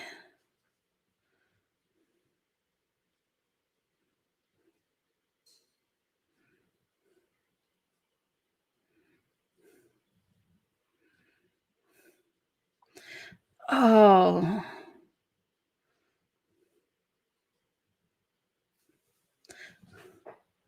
The vocal was all over the place. At one point, she was sharp in the beginning. She definitely started, I think, like a half step down. And then, I don't know, something definitely did happen with her vocal at one of the notes. And then we had the cameraman making an appearance on stage. Yeah. That was, oh no. That was messy. No. I feel bad for her. Like this, oh man. I just feel so bad for her, like. Yeah. We'll see. They might let her go again. I'm wondering if they will. I mean, I wonder if she didn't hear. I don't know.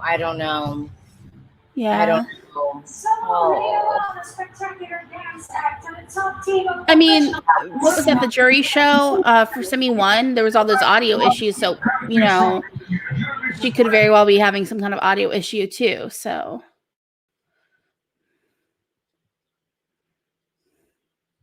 I mean, y'all know the queen of the night is coming. It's weird.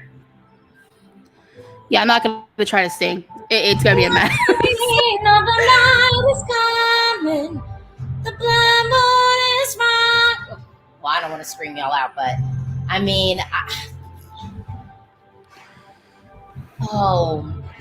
but I've said this before. It's hard for singers when you start off wrong. It can be very difficult to reset. It can be very difficult to reset once you start off on the wrong note. Okay, now we're about to watch Switzerland. Okay. Yeah, I don't need anyone doing him dirty. I'm really interested in the staging.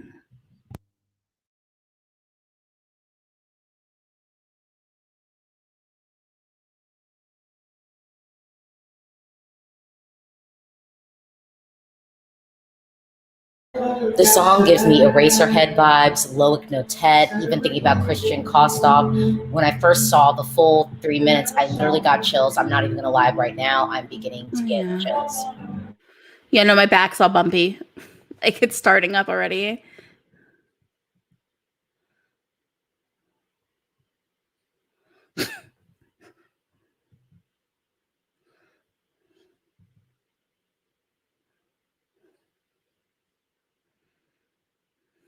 I need his shirt, though.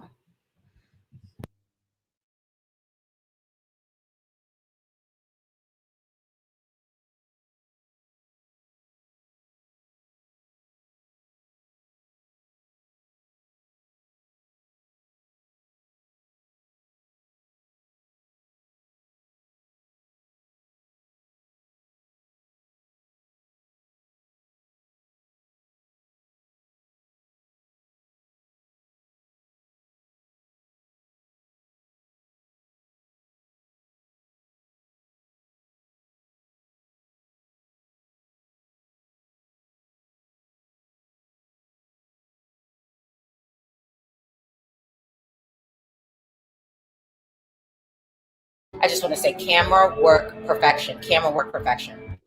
Oh, yeah, these camera shots are fantastic. Like, this is art.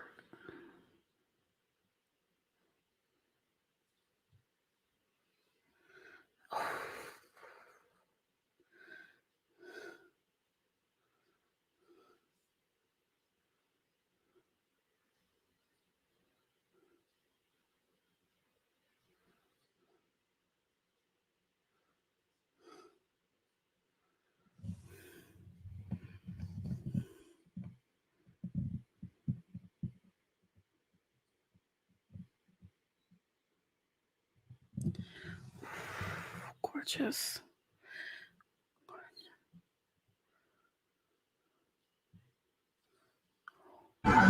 Pitch perfect performance. It's complete art. I'm not gonna lie. I'm gonna stop myself from crying. This is very beautiful to me. Everyone, all the Euro fans that were coming after the staging and were just like, why is he dancing? Because it's art. Do not get on stage and bore me. Like, not only am I getting a pitch perfect vocal performance, I'm actually getting a feast for my eyes. This is art. Sasha did the damn thing. This is just, it's art. Like, you can't, how can you look at that and I go, this is just straight up art?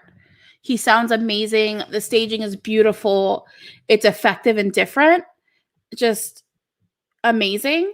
And there was a person who had asked a question in like a super chat there, and they have let people go again before in the past for technical issues.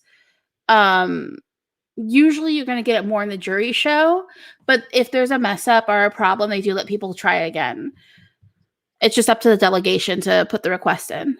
Well, not necessarily mess up. There has to be a technical issue. Like, you can't just like flip on stage. Oh, that's what I mean. Like, yeah. Again, can I do it again? But low-key, I wouldn't be surprised if Samantha, if there was a technical issue, I could see her being the girl that's like, no, like, I went up on stage and I did it. Like, yeah. I think it's tricky when you're doing the TV show too to go again, because if there's a technical problem, then yeah, like, you know what I mean? It's one of those things where it's a technical problem and everything, but she did, you know, yeah, I know what you mean. I don't know how I'm trying to phrase what I'm trying to say, but yeah, I get what you mean. Denmark, hey, the crowd goes wild as Denmark starts, because this is classic Eurovision. Low-key 1991, because y'all know Eurovision was a little bit behind. So it should have been at 85, but it was probably 91. Yeah.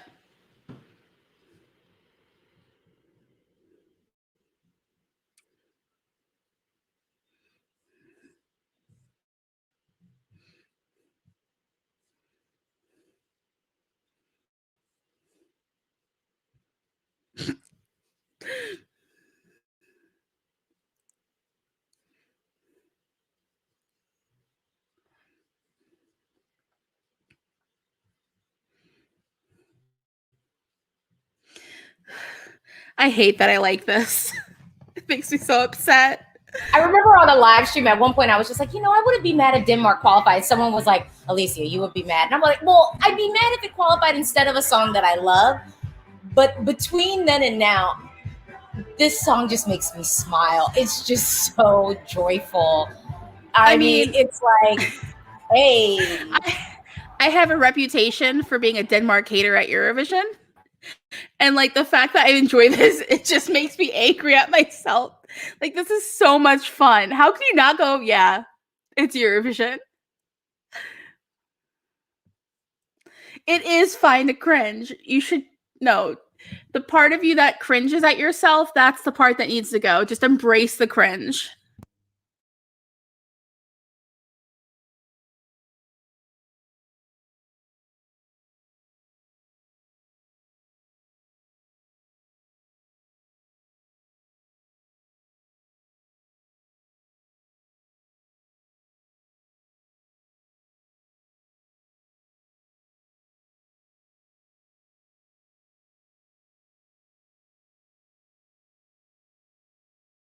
I think it's something about this song. It's just the spirit of it, and low-key, I appreciate it. And honestly, I haven't always loved what Denmark has sent. Obviously, Only Teardrops is great. Denmark also gave us, what do you call it? The Vikings. Higher Ground. That. You see, here's the thing with me. My favorite Eurovision winner of all time is Dansavis. So I like Denmark sometimes. I love Disco Tango. Like, there's stuff from the 80s I adore. But lately I've been a little harsh on them.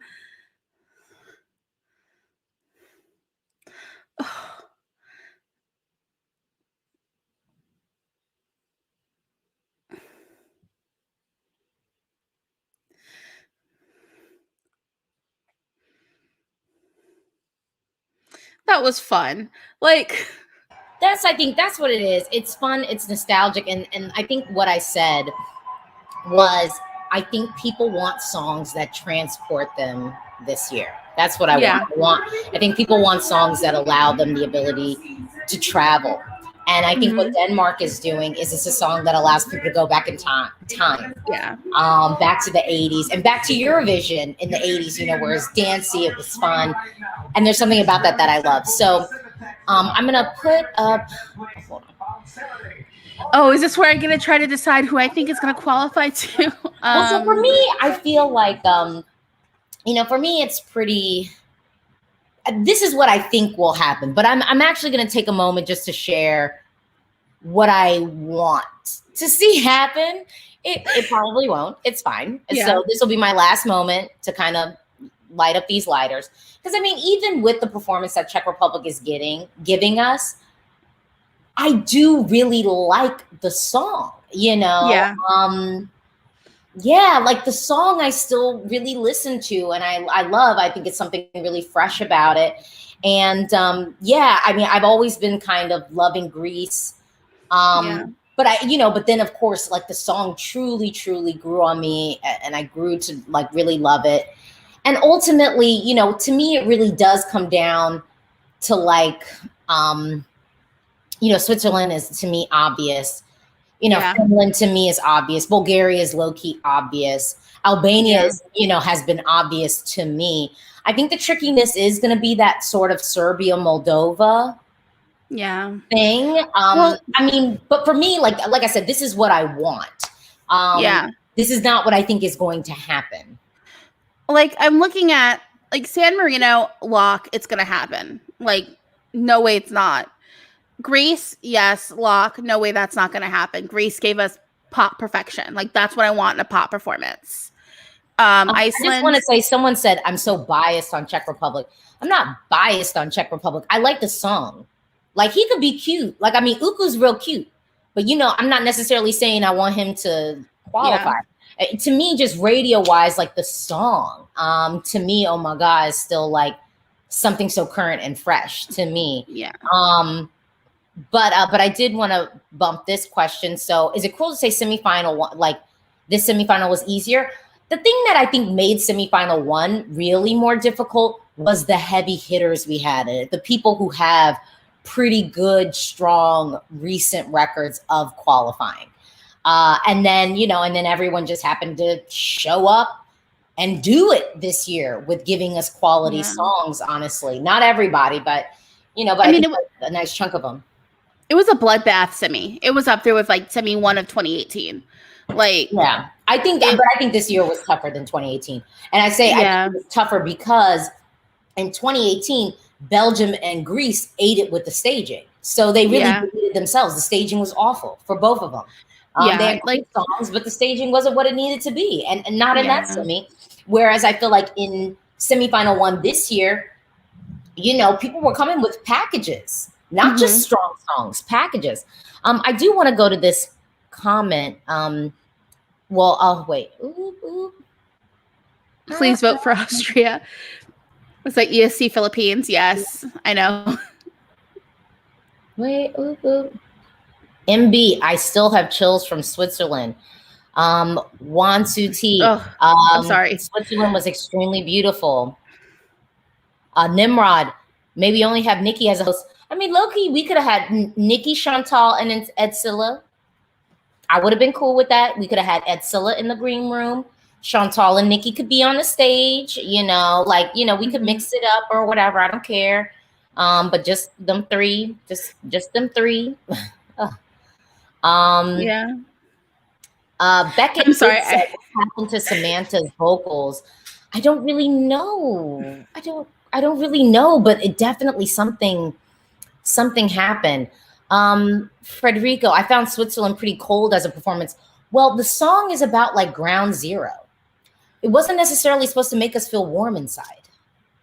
Yeah. That's not really the point. Why is Iceland outside of the stage? So one of the members of the band, that was one of the guys on the guitar, had tested positive for COVID. And so they ended up using their rehearsal clip which I think makes sense, because they were like, we don't want to do the show, without one person. We want to do it all together. Which it would have also been 2 people who had to leave because the 2 guys that aren't Daffy, they're rooming together. So it would have had to be both of them off and not just, and like that doesn't work for the group because it's like they're all friends and family, like you have to be there together. So this is what I want to see happen. I guess at this moment, I will throw up,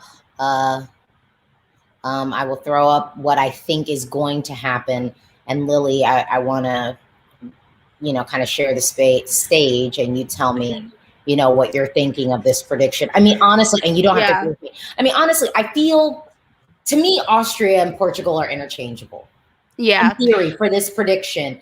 And a part of me almost wanted to put Moldova and Serbia on the cusp, but it was her vocals. Natalia's vocals at the jury show that made me kind of go, you're not giving us the camp, and then we're not even really getting the vocals, and you're really not doing that much on stage. Yeah, like, I mean, I agree with that. I honestly think Serbia is going to take that spot over Moldova because just there's nothing, the vocal wasn't good enough that the juries are going to go for Moldova. And the staging was so basic and it looked like literally Moldova and Denmark have the same background. Well, and Poland. And Poland, the 3 of them right before it, terrible. Yeah. I don't know. And that was the other thing. After they went through the rehearsal and they saw that Poland had the exact same like LEDs as them, who in the hell was not like, just blame Kirkorov. Just put the ice cream cones up. Like, you cannot tell me that they didn't come up with some staging package that had the ice cream cones on the LED. You cannot tell me that. I don't believe you. And so to me, just to be so obstinate and decide to continue with this bland staging package. Why? Choices were made. And again, I blame Kirkorov. That's who I'm blaming for it. Like, he's the scapegoat. Like, oh God, it was a mess. Like, it was not, it's like if 3 different acts have the same LED background and only one act is bringing something interesting on the stage, that one act that's bringing something interesting is Denmark, and I'm going to go ahead and bump Denmark ahead. Like, it's not my favorite song in the world, but it's interesting, And like, looking at your list, like the part I'm the most concerned with is that run between Albania and Finland, because that's 4 songs in a row. But I don't know which one of those I would think wouldn't be. I mean, Portugal wouldn't be the song to qualify. I mean, Portugal could miss out, and it could end up being Austria. Yeah, I don't know, because that crying at the end of Austria. That's what I was like, no, I can't let you qualify anymore. He lost me a little bit with that because it felt contrived. It didn't feel, I didn't see a tear. It's like Ramona on Real Housewives when she cries. It's never a cry. It's always, you're not crying. Where are the tears? You're just faking.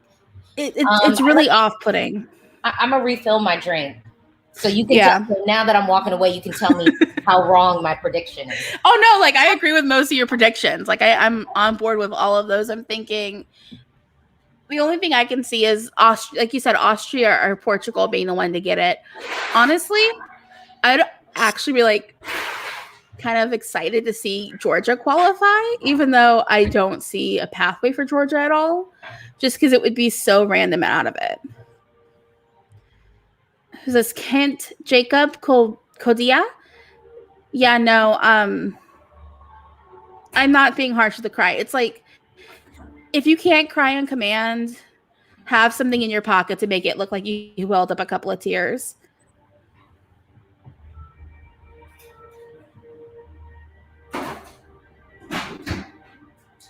Oh, hello. Hi, Elodie. Yeah, I'm here.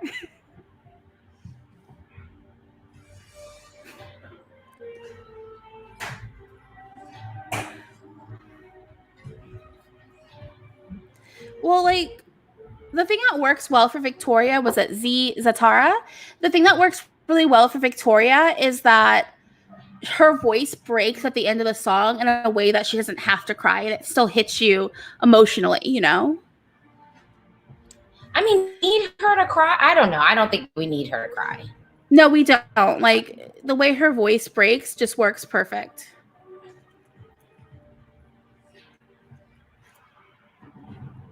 Oh, thank you, Elodie.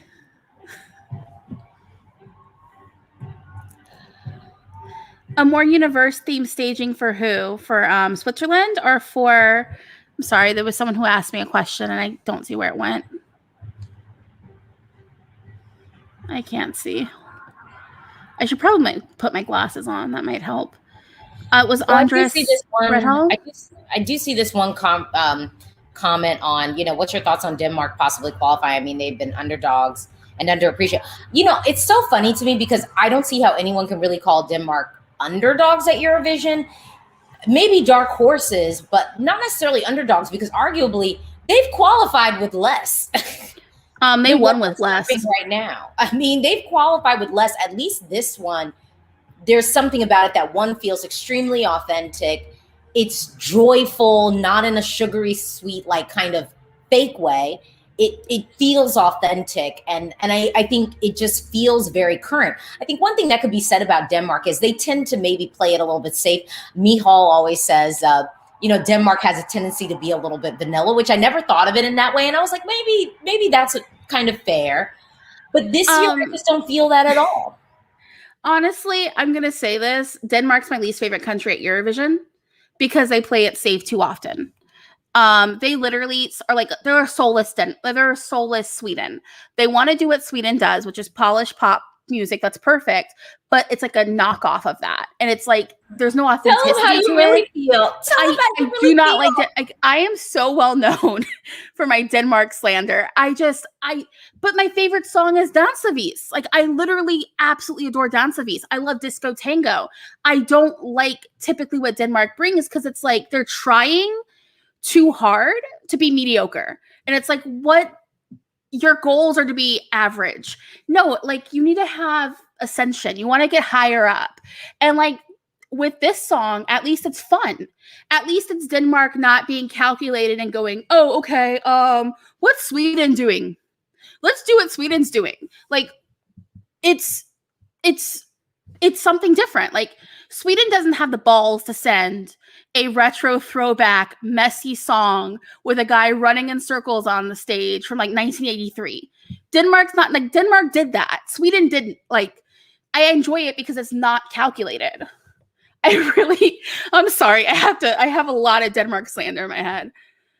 Oh I know. I have a sister who speaks Danish and she's obsessed with moving to Denmark. And she's like, you're so mean to Denmark. I'm like, it's deserved, I promise. Okay.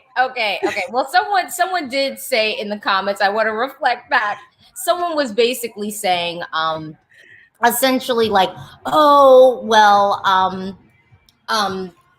like Denmark, if Denmark qualifies over Bulgaria, well, that's not happening. No. We're not in that world. No, it's Denmark qualifying over Poland. Yeah, I mean, but they might qualify over Portugal. I could see something like that, or like in Austria. But Bulgaria is making it. I'm not worried about that. I do have a question here. Where'd it go? Someone even added me. Thank you, Let's Dance. Alesia Michelle, would you have preferred a more universe-themed staging for Switzerland? No, it would have been literal and easy. Instead, we have this beautiful breakdown of ground zero happening before us. It's art. I hate to be that person where it's like, it's art. It's art. It's art. It's art. Let's go. Like that, don't mean to be like super in the area we're from, but the Hirschhorn, if you go in the basement there, they always have like these art exhibits that are immersive. Like you sit in the room and there's a video playing on the wall, or like there's just darkness and like sound. That belongs in a museum as far as I'm concerned. Like what Switzerland gave us, you could put that in a museum. That was an art exhibit. It was gorgeous. No, completely. I think it was beautiful. And again, when people want to come for Sasha, I don't see y'all coming for Marvin like that. And y'all really could, because he did some staging this year that we could have had, an elevation. But but this is why people hire her. To me, it was just beautiful. I mean, and Albania, another great piece of staging from her in this semi. And like I said, there are some people who feel like Albania is always like sort of underrated, and that might be semi-true, because there were a ton of people who didn't think that Albania was going to qualify. And to me, just sonically listening to all the songs in the semi, I was just like, I just don't see it. I don't see how it doesn't get through. Someone said, who would you vote for if you could?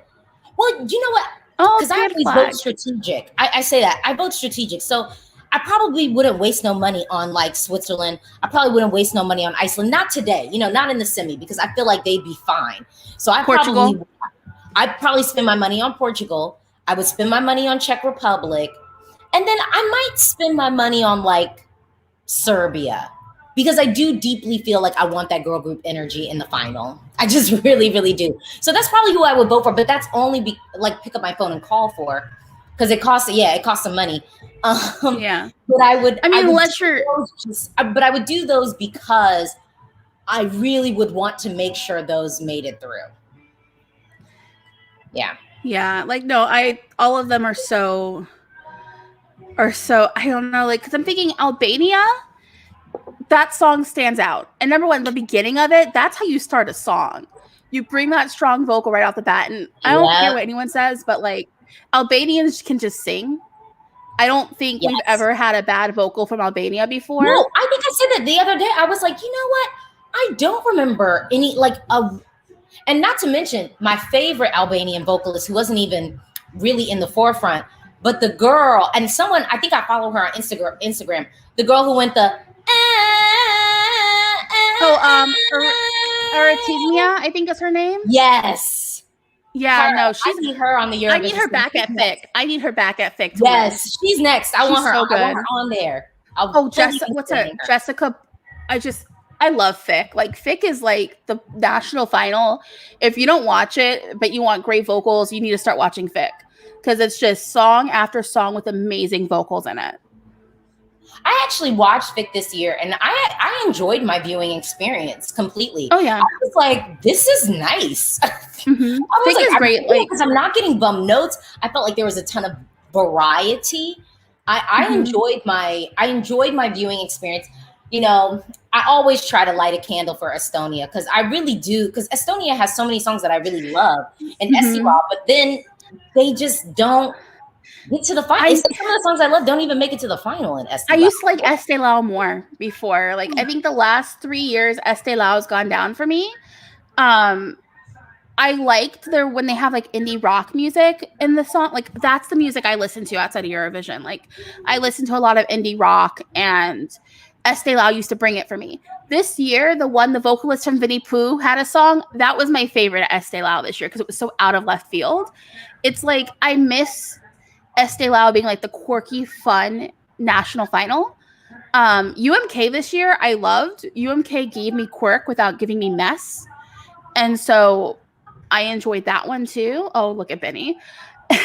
It's just, I don't know, because it's like I said, I would like to have Sissy come though. She would be good. I will say though, Sissy's never really had the right song though. No, she's better than the right song.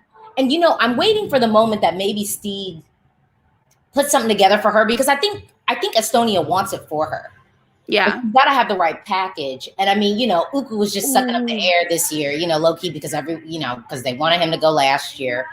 Oh man, I just thought about Sissy with a Stieg song, and I'm like, can we get that? Like, it would be good. Stieg Rasta is amazing, and it's crazy because I felt his absence at Estilau this year. Yeah, I felt him not being present, and and I think that there are some things where, even I've heard people talk about this with Eurovision, where it's like, why do we always have to have like the dream team? Why do we always have to have like this? And why is Sasha always doing the staging? Why is Marvin here all the time? Like, why are all these people? But I will say, I'm not like that. If you're good at what you do, you're good at what you do. Get that money, get that check, and then deliver. Mm-hmm. And to me, with Stieg Rasta, never heard a bad song.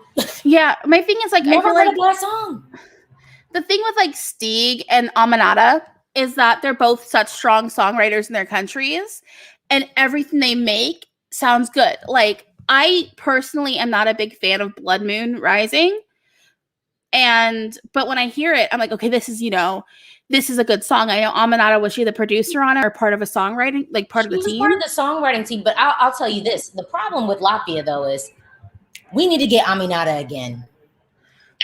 We need her again. The thing about her staging, though, I remember when everyone's like, oh, it was so different. It was so unique. I mean, really, it was a FK Twigs. Yeah. I mean, it was completely like Twigs, except for the fact that Aminata was a singer who could then deliver it on the stage, and I mean, and I just imagine what she could do now, being more seasoned. Her and Loic, I want back. They were, the two of them that year were so artistic. I'm sorry, I'm hearing I'm Beast and Frieden in my ear, and I'm like trying not to sing along with it. Oh man, I'm sorry. Wait, but I do have this question up here from Aknik. What do you think of the angles of the Albanian performance? Felt like they could have been so much better considering the LED was no. The thing with Albania is like there were points where if you would have paused the screen, that was art. That would have been something you would see in a gallery. Like it was good. Oh,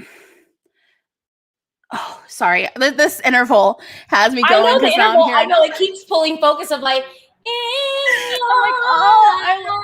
That is my favorite Irish winner. That's such a good song. I hated her dress, but that was a good song. So we have another guest joining us on the stage.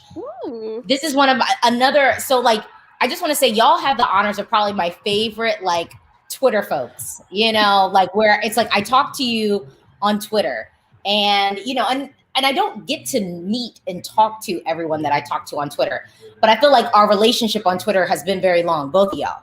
So I'm going to bring Augusto to the stage. Hello. Oh, wait, you're on mute right now. Augusto. Hi, Augusto. Yes. Hi, hello.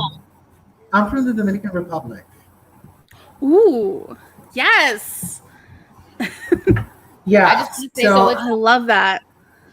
Did you watch? So were you able to catch some of the semifinal? Yes, when I put up the stream on my phone, which I have next to me, it was halfway through Switzerland.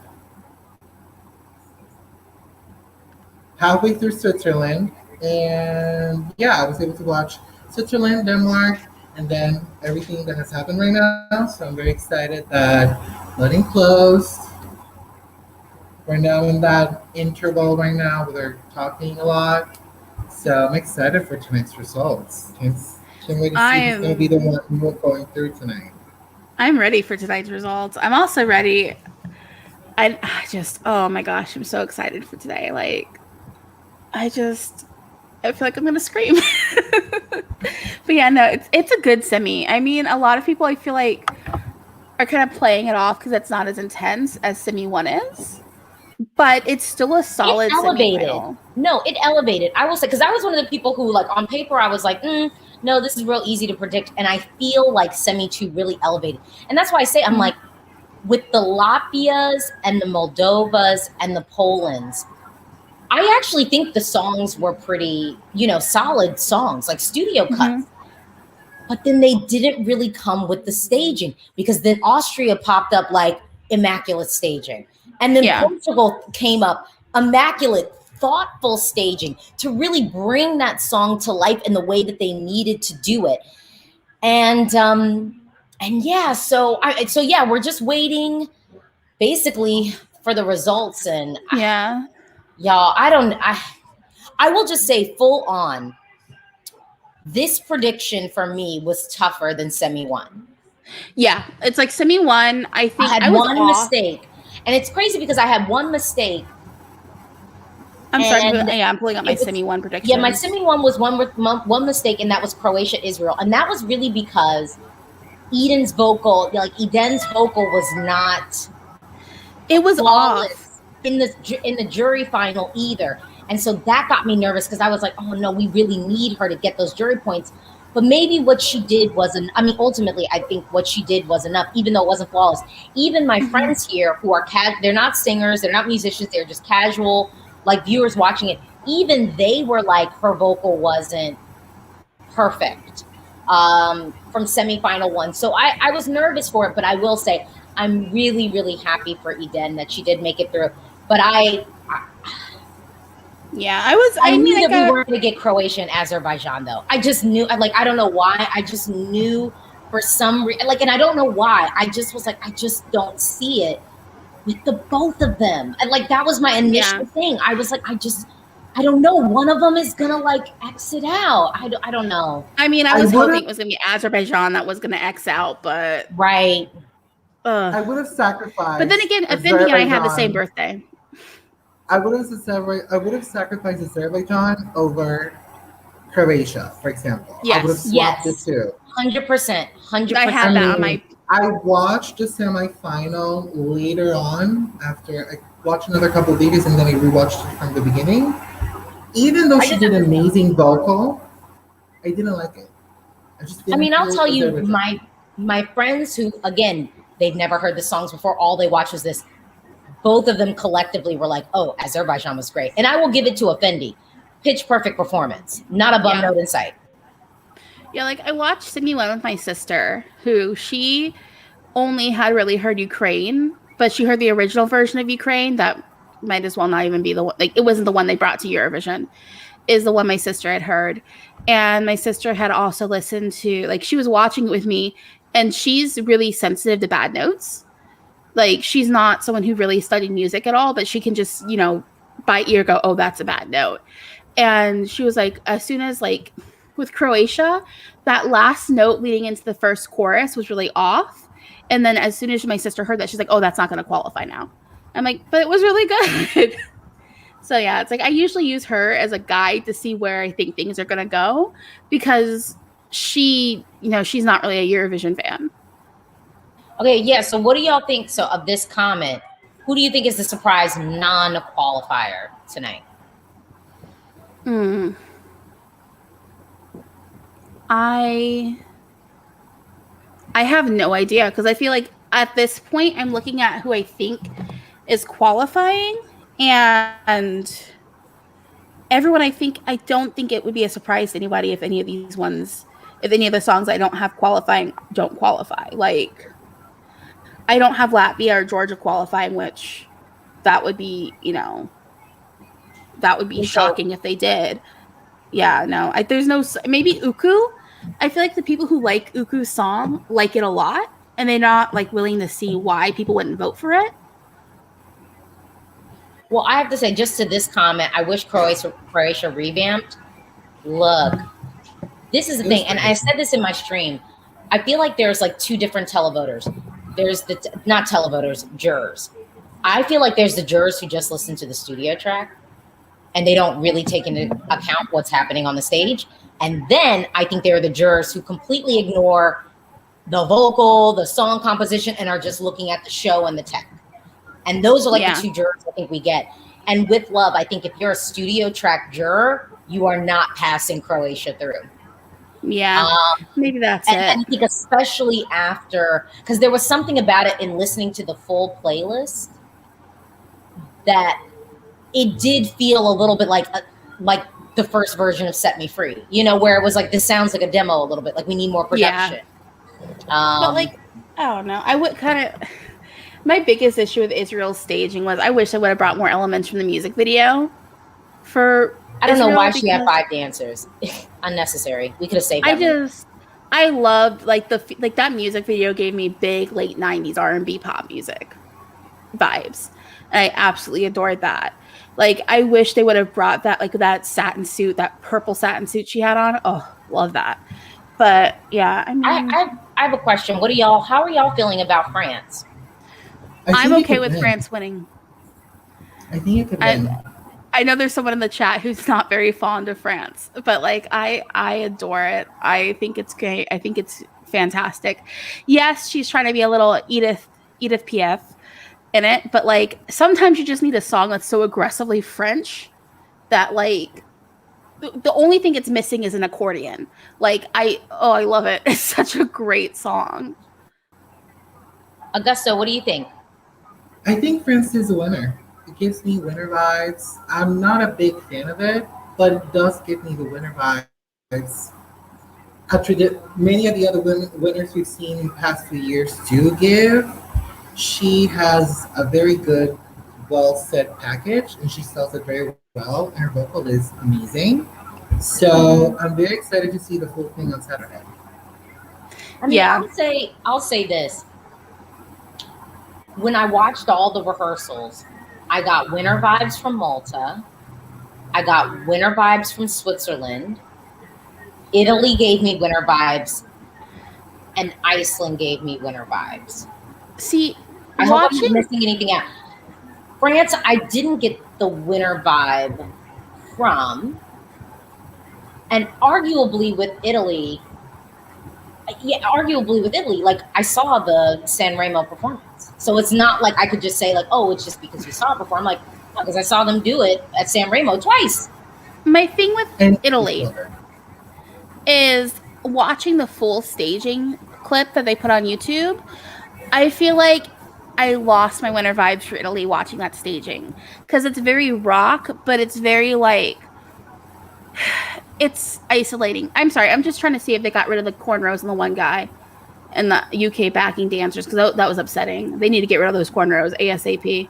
Nope, they're still there. Okay, let's get the straight backs off this guy, please.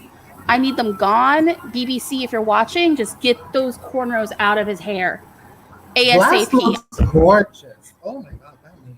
Oh, he's looking great. I'm sorry, I'm like behind you guys, I think, a little bit, but I'm just. I will say, I love Embers. I love the track. Mm-hmm. I'm loving it. Blast Canto, amazing vocalist, beautiful song, likely to come last place at the final. I genuinely do not know Blast's song. It goes in one ear and out the other. Nothing about that is memorable to me. And the other song that had that problem for me was Romania. And I kind of was like, as soon as I heard it, I was like, oh, this is not going to qualify, because I forget the songs as soon as they're over. And I feel like if I forget your song, then who's going to remember it? Like, I have a pretty decent memory, but yeah, like I genuinely don't remember Blast's song. Like, what's the melody?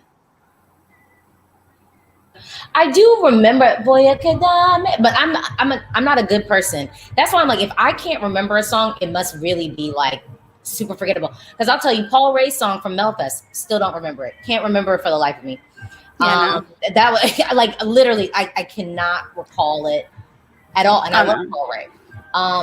Yeah, but this no, one for me, I remember, but I do think if they had done Austria staging for this song, I think we'd be having a completely different conversation.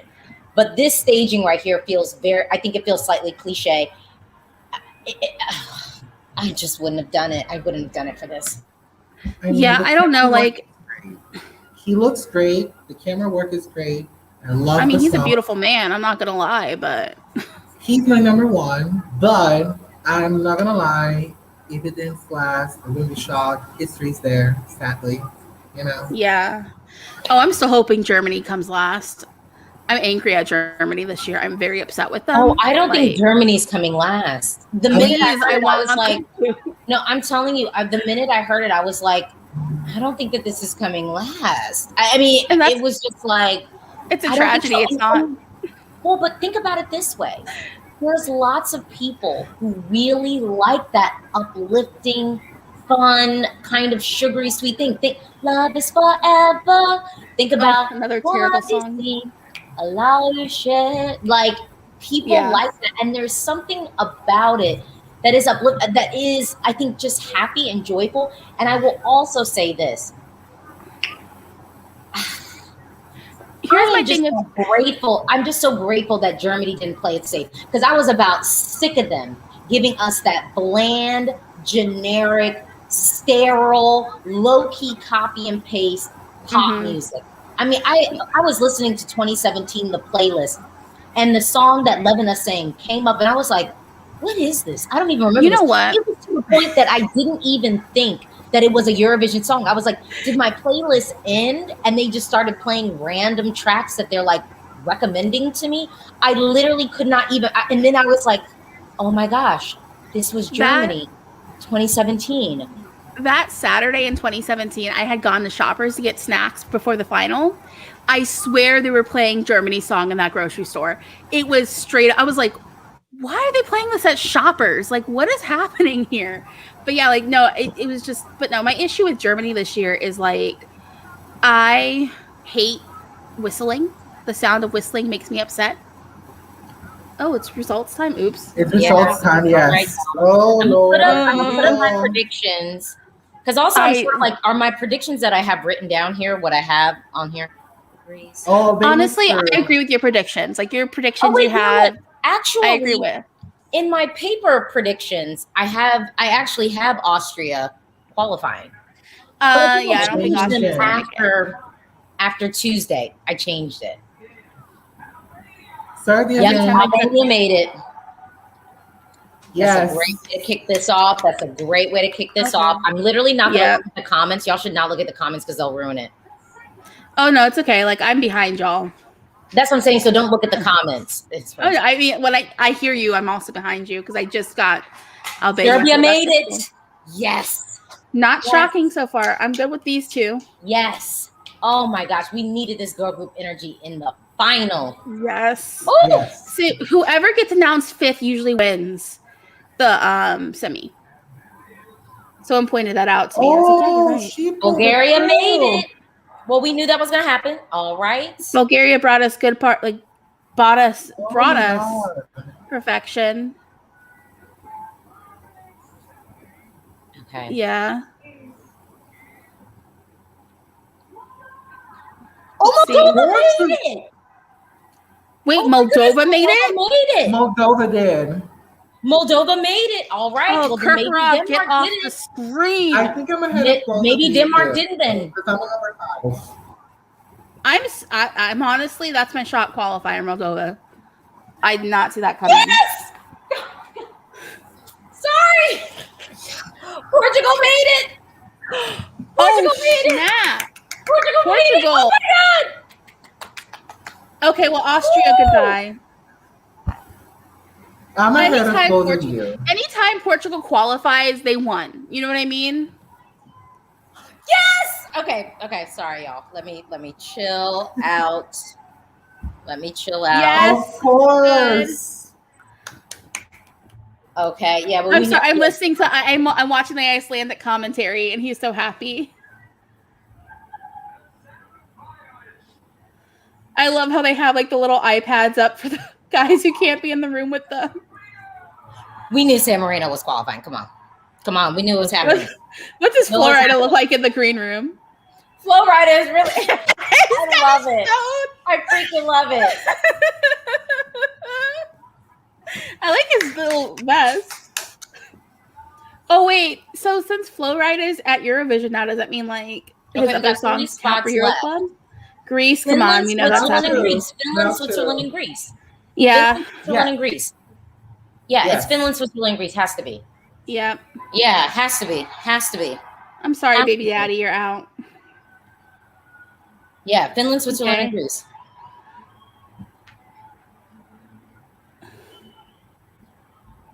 Oh, see, like, yes. I love his shirt, by the way. I'm just saying. Yes. Yeah, Finland and Greece. Finland and Greece.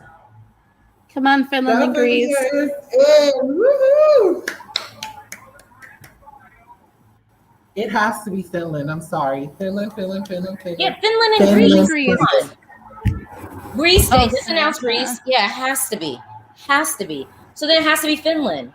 Like when they were making us wait for Ukraine on Tuesday, and I'm like pacing, like, come on, Ukraine, come on. I mean, but Ukraine was almost like low-key a scary one because of what happened in 2019. But like this one, it has to be Finland. It's got to be Finland. Come on, Finland. Yeah, Finland has friendly voters. Yes! Oh, look at him trying to be cool. Oh my God, people are shouting Denmark. So I know. I'm always going to take Finland over Denmark. Local song. Finland, Finland made it. All right. Okay. So I think the only thing that I got wrong you had is Denmark Moldova made it. Okay. I had Moldova in it. And Denmark. As opposed to Denmark. Yeah, as opposed to Denmark. Yeah. Yeah, as I opposed feel to like Denmark. I feel like Denmark was really low with the juries, but would have qualified it was televote only. Probably. That might have been what went down. I can't wait to see these results. Like I can't. Well, no. Actually, what I thought with Denmark was Denmark actually had friends in the jury. Yeah, and that's Denmark has. Denmark had friends in the jury, and the other countries that you have to think about, the big 5 countries that were voting as well. The UK was like, why isn't Denmark in the UK is having a fit because Denmark didn't qualify. I know that Moldova. Now I'm upset because like here Denmark brought something interesting. Yeah, I wanted the Czech Republic too, mysterious girl, but that's staging. And I don't want anyone throwing hate at Benny because that makes me so angry. I can't stand it when people start hating on artists that don't qualify. If I catch anyone doing that, I'm throwing hands. I'm so happy Portugal qualified. Because I honestly, at this point, Portugal, like, whenever Portugal actually qualifies, it makes me happy. Like, they've been serving quality for so long. And then they get paid dirt. 2019 has been a bench, though, for them.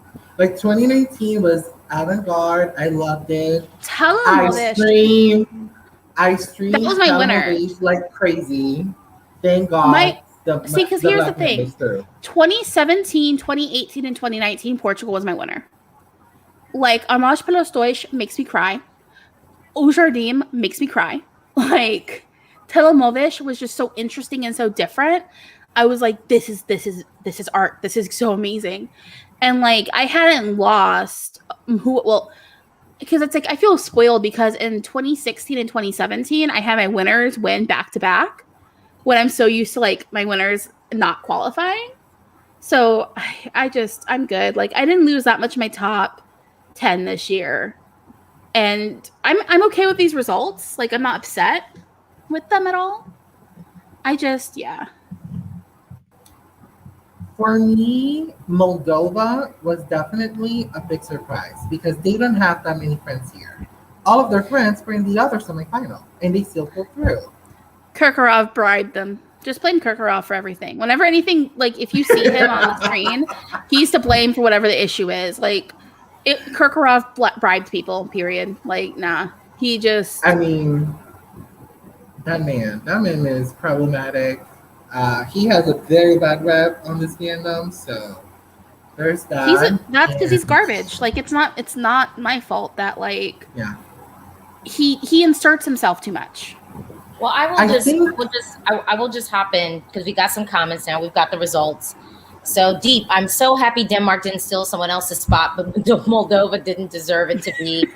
To be honest, a whole bunch of people. Yeah, Moldova did not deserve. Denmark. Oh wait, Denmark robbed. There was someone who said, "Yeah, that's the one I was going to ask about." Yeah, I thought Austria would be in the top 3 with the juries, and that would get them through. So we actually, when I kicked off this live stream, I was like, Austria would have to be in like the top 4 to like really the top 3 to 4 of the juries, and then I proceeded to list out all of the other countries that I thought could also have that same honor. And I think the issue with Austria is, then they would have to get some type of televote love. They'd have to get some type of it. And given what happened on Tuesday, I was not feeling confident about Austria making it through. And I felt far more confident about Portugal's ability to score not only some jury love, but also get some people at home to pick up the phone and vote for them. So I think that that's a key thing. I do think that Moldova probably edged their way in because her vocal was not together at the jury show. We saw the show here and the vocal wasn't really together there. But I have to say, y'all know Moldova is one of my favorite songs this year. It is something about that, the way that chorus drops and sort of just that Eastern European ethnic pop feel sonically that it delivers, that I'm like, studio track wise, it's definitely one of my qualifiers. You know, but I was willing to let it go because I do think that they mailed it in on the staging. The staging was not the package that they needed to do. And to be honest, I don't think that we will see this in the top 10 at the Eurovision final. It has it's going to come between 23rd and 18th. I don't think that it's going to be that solid, but I do want to take a moment to welcome back to the stage Sam. Yeah. So how are you feeling about these results? I have thoughts. Oh. Well, one thought specifically that I don't know if it's a thought that you've already covered. And I apologize for not having tuned into previous conversation before this exact moment, but I feel like I'm about to conjure up, but I want you to say it. Moldova with the crap. Yes.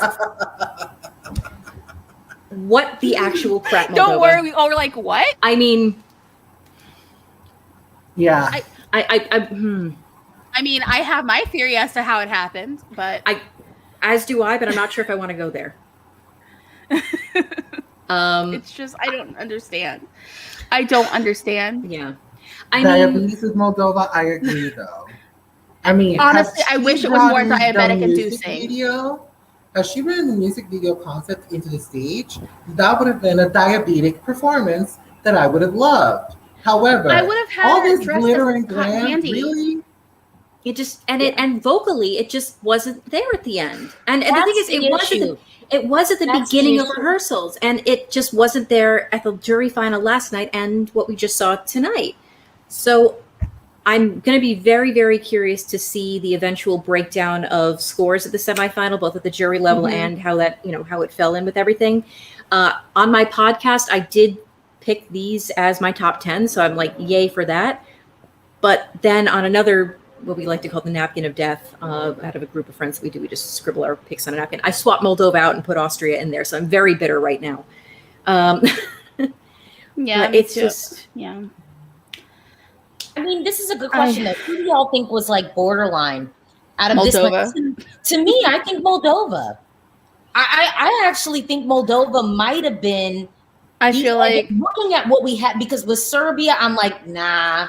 Albania, definitely not. Not Bulgaria, not Finland, not Switzerland, not Greece, not San Marino. To me, the only conversation that I feel like we could be having about anything borderline would be maybe Portugal. Just, because some people might be into something a little bit more booming. But again, that's why I thought that Portugal would actually make it through. And I had Moldova qualifying before the rehearsals. Actually, before the rehearsals, I had because I did have one swap out, but I do think that I don't know. I feel challenged when I see poor vocal performances throughout. Yep. And then but that doesn't sometimes mean things. Sometimes people are still going for the vibe and the essence of the song. And like I said, Sugar is one of my most played songs this year. I love it. It's on my faves playlist. I love the track, but live, for a song that spoke to me so deeply through the music video and the studio track, live, it has consistently fallen short for me personally. Yeah. I don't see what about that performance was something you would want to pick up the phone and vote for. I don't see what about that performance is something as a juror you'd go, oh, you know what? I'm going to vote for this. It's there's nothing about Sugar in its live state that motivates me. You know what I mean? And because of that, it's I don't understand it. Well, I have a question. What do y'all think about this comment? Unpopular opinion. I think Bulgaria was 8th or 9th. What do y'all think? No, I don't think so. I disagree. I think the televote winner of this semifinal has to be San Marino, and the jury winner, Bulgaria or Switzerland. I would say Iceland is still Iceland, especially now with the extra level of the narrative. And not to say that they're trying to curry any sort of a sympathy vote. No, they're not trying to in any of the things that I'm seeing there. But it's part of their narrative now, whether they like it or not. It breaks my heart that the song isn't standing on its own merits, but I think the song does stand on its own merits. It does. Yeah. So just having that little extra tiny I wouldn't be surprised. I mean, honestly, I wouldn't be surprised if Iceland won the semi. Me Yeah. neither. I could see it being first or second place with the televote, and I see it in the top 3 of the jury. Yeah. For this semifinal. Like maybe Switzerland won the jury, but then Iceland was second and maybe Bulgaria was third. Yeah, Well, I'm that thinking could like happen too. Bulgaria or Switzerland were first with the jury. Like they were probably first. Like for some reason, I get the gut feeling of third or fourth with the jury for I don't think Iceland. Bulgaria was first with the jury. I'm gonna tell you quiet as it's kept. Yeah. That they were first with the jury. Yeah, but I mean, one of them was up there. You know what I mean? Like I just, yeah, no, I think Bulgaria, despite it being a ballad, has a good connection with people at home as well. Well, I will say I think Bulgaria is actually more of an acquired taste than those of us in the fandom maybe appreciate. Well, like for me personally, I will just say I think given the tone and tenor of the year, and I think even looking at these results and also looking at what happened on Tuesday, I think it is to me, this tells me I don't think that France is winning.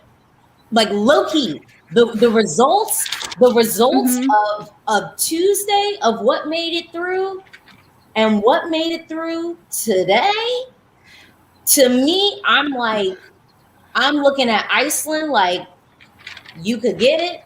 I'm looking at Italy like you could get it. I'm looking at Malta. Like you could get it. I think those are the 3 that are top of mind for me at this point going into the grand final. Unless it's going to be such a situation where we now have so many upbeat songs flooding into this that it might dissipate things out a little bit. Or do you think they're all going to float to the top? But then I think Switzerland takes it. I don't think it's France. I think when it comes, Austria didn't resonate. If none of the I'm I need to wait for running order. I need to wait for running order. Yeah, running order. Because right now, France is in the second half, and there's a lot of upbeat songs around her. And so if that, like France is in the second half, and all the songs in the second half are really upbeat except for her, she's going to float to the top. Like I really have to see the running order for it. And like with this comment here from Andreas, it's like, here's the thing. I think what people want sometimes is songs that sound like they're from the countries they're representing. And for me, France does that. Like I hear that and I instantly like, oh, this is French. And like, maybe it's because I grew up around a bunch of French people, but I go, oh, this sounds French to me, right off the bat. And like, that's part of why I like Russia so much this year is because it makes me, oh, this sounds like it's from Russia. It doesn't sound like it's like you have to, I think when it comes to Eurovision, people also want to vote for stuff that sounds like where it's from. Ukraine does the same thing. Yeah. Oh gosh, I love Ukraine. Well, we know the juries aren't going to let that happen. I don't even want to get my hopes up.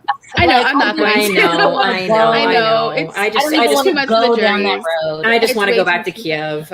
My biggest thing with Italy is still the staging. Like when I'm looking at that staging, it's just making me think there's not a connection down camera with the way that everything is in that clip, and it feels very.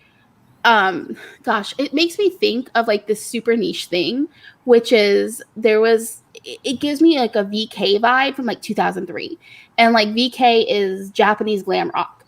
And like the way that stage is very much like what you would see when you went to one of their live shows, which it doesn't work for me on like a staging for a TV show.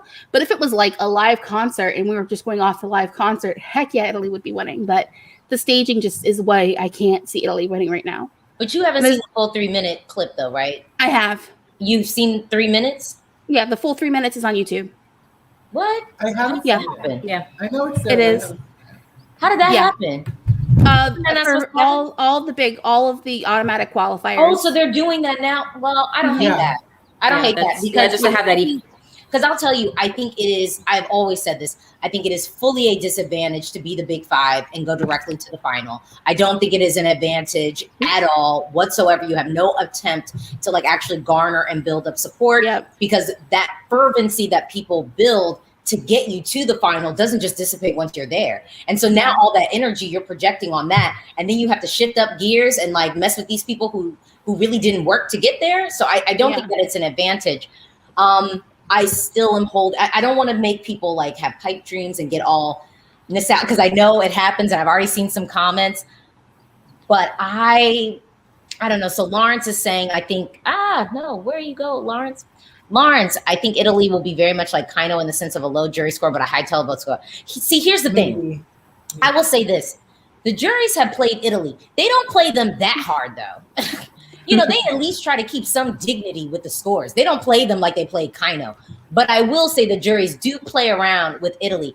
I feel like there is something in the water where this year they will not fully be able to get away with it, because I think we have just been so loud about their clear bias against Italy. And I think that they have been embarrassed over the past like 10 to 12 years of the way that their scores have just been completely askew when it comes to the way that people perceive and digest what Italy is serving. I so deeply want this win for Italy, not just for Italy, but also for music diversity within the Eurovision Song Contest.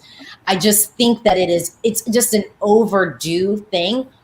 But I say all that to say, like, I would obviously not be mad at France winning. I do like the song, but again, looking at what qualified from semifinal 1 and what was left on the table and what we're looking at from semifinal 2 and what was left on the table, my itch is just. And I also think I would not be surprised if we saw a little lessening of the odds on the Switzerland front, because I think Euro fans and press got everybody all up in arms really over nothing. With the staging? And I think people at home actually now seeing the full 3-minute piece of art are like, oh. I'm sorry, I'm just going to check the odds real quick. I haven't even looked yet. I will refer to a comment that my mother made. And, you know, take this as you will. One person does not an entire result make, but, you know, she's my mother, so I think I'm obviously a little biased. She says, the song is good, his vocals are good, but he kind of looks like the kind of guy who would invite you on the date and then slit your throat. She was a little weirded out by him. I did say that I got deep Eraserhead vibes from this. For folks who have seen Eraserhead, it's his hair. You know, but I mean, it's the hair, but it's also the pants, the black and white. I mean, there's a lot of Eraserhead. I'd like, you know, dystopian world, you know, all of that stuff. But the other thing I was going to say too, I don't want people to forget, because some people were saying, I think people assume that the jury just votes for like sad, slow songs and ballads. I have said from jump that Malta could win the jury. Yeah, I stand by the vocal's good. It's a radio-friendly song. Like, the things I said about why I think Iceland doesn't bomb out with the juries is the same thing as why I can see why Malta could win with the juries still. Like, both. Also, it's. And also one thing, the juries love Malta. They love Malta. They do tend to vote Malta up. 2016. Okay, you know what? Before, they love. I love Ira Lasco. You can't not love Ira. not in 2016, but her first go around, she should have won. Like, I'm looking at the odds now, and Switzerland has gone up to 4th at this point. So, but there's always that little bit of recency bias when it comes to those entries. Like, I remember back in Kiev, like the moment after Chris Costa performed, he was number 1 in the odds, and then it just kind of sank back. It's only been 20 minutes since the end of the semifinal. So True. I say, let's see the running order come through. Let's see how things kind of settle. Give it 24 hours. I don't believe the odds. Just me neither. The odds. I do. Well, hold on. I do just want to say, like, overrating Malta. I don't want to have the conversation about what happened in the past. But if Malta won the jury, it would be a deserved win. I mean, come on. Like, it would be a deserved winning of the jury. Like, I would fathom that. But again, I think so many people have come with quality this year that tons of countries, I think, would be, fine with getting that honor. I do want to talk about, so I think Serbia made it through, and some people were nervous about Serbia. I did always have Serbia qualify. I did always have Serbia, because to me, I was just like, nope, that girl group energy. The fact that the song is ethnic, it's not in English, I think works to its advantage. And then I think the way that they decided to do the staging and do this very clean, really, like, I mean, it looked like the outfits they're wearing, Destiny's Child would have worn. Like, yes. Literally, Also, I'm not just saying that, they would have worn that. Also, their decision to step away from the 80s vibe of the music video, I think was very, very smart. I think they probably saw the writing on the wall saying that there's probably going to be a lot of 80s kissed songs this year, and to step away from that aesthetic in order to make yourself stand out that much more. And I think that was incredibly bright of them. Anything to just differentiate yourself from a upbeat, bop-heavy semifinal, and I think they did the right thing. And frankly, let's be real here. Sonya's vocals, you cannot fault. Nope. You cannot fault her. And vocally, the trio together have been, I don't think I've heard really a bum note out of any of them. Nope. I would say last year I was a little bit nervous for them, but I was also reacting and watching that performance that was the national selection, and we don't have it in full stereo. You know, it was a weird, isolated sort of performance. But when it came to Loco Loco, and I'm not saying that I had like low expectations or anything like that, but I was kind of like, I was a little bit on the edge of my seat for that first rehearsal. Like, okay, what is this about to sound like? Girls, what are you gonna serve us? And it was like, you served us everything that we needed. Hot, fresh, ready, every single thing. It looked professional. It looked so clean. The choreography was, because I was worried about the choreography. Yeah. The choreography was perfect. I mean, like when I say that there's like songs that I really am more picky about my favorites, I nitpick the songs that I like a lot because I want them to be perfect, because I want them to be solidly through. And I was really ready to come through Hurricane with a fine-tooth comb, and the ladies showed up. They delivered. They did everything that they needed to do. They just did everything that they needed to do in the semi. And I so appreciate the energy that they will be bringing to the grand final. I don't know where they'll end up. I don't know if this is going to be like top 10, but I do think it's going to be good. I think we're going to have an amazing, amazing show on Saturday. And I think the show is better for their presence. I want to shift.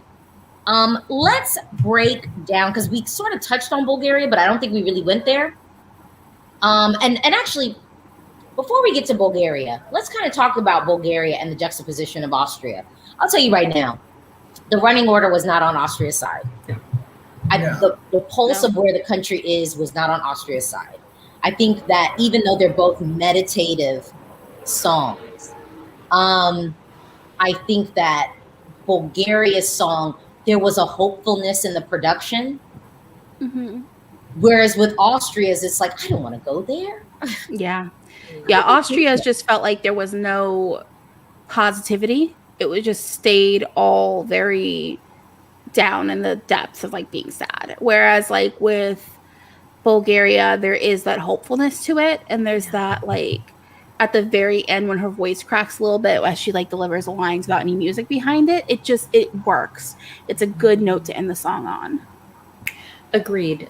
I mean, Vincent, I think really stepped it up this, from the studio, like I said earlier, from the studio to the live version, he really did step it up, and I think he should be commended for a solid performance, good vocals. Obviously, his heart was in it. You saw him break down at the end of that song, but you're right. It still is. Did we see him break down at the end of the song? I thought I saw him. No, I mean it was after.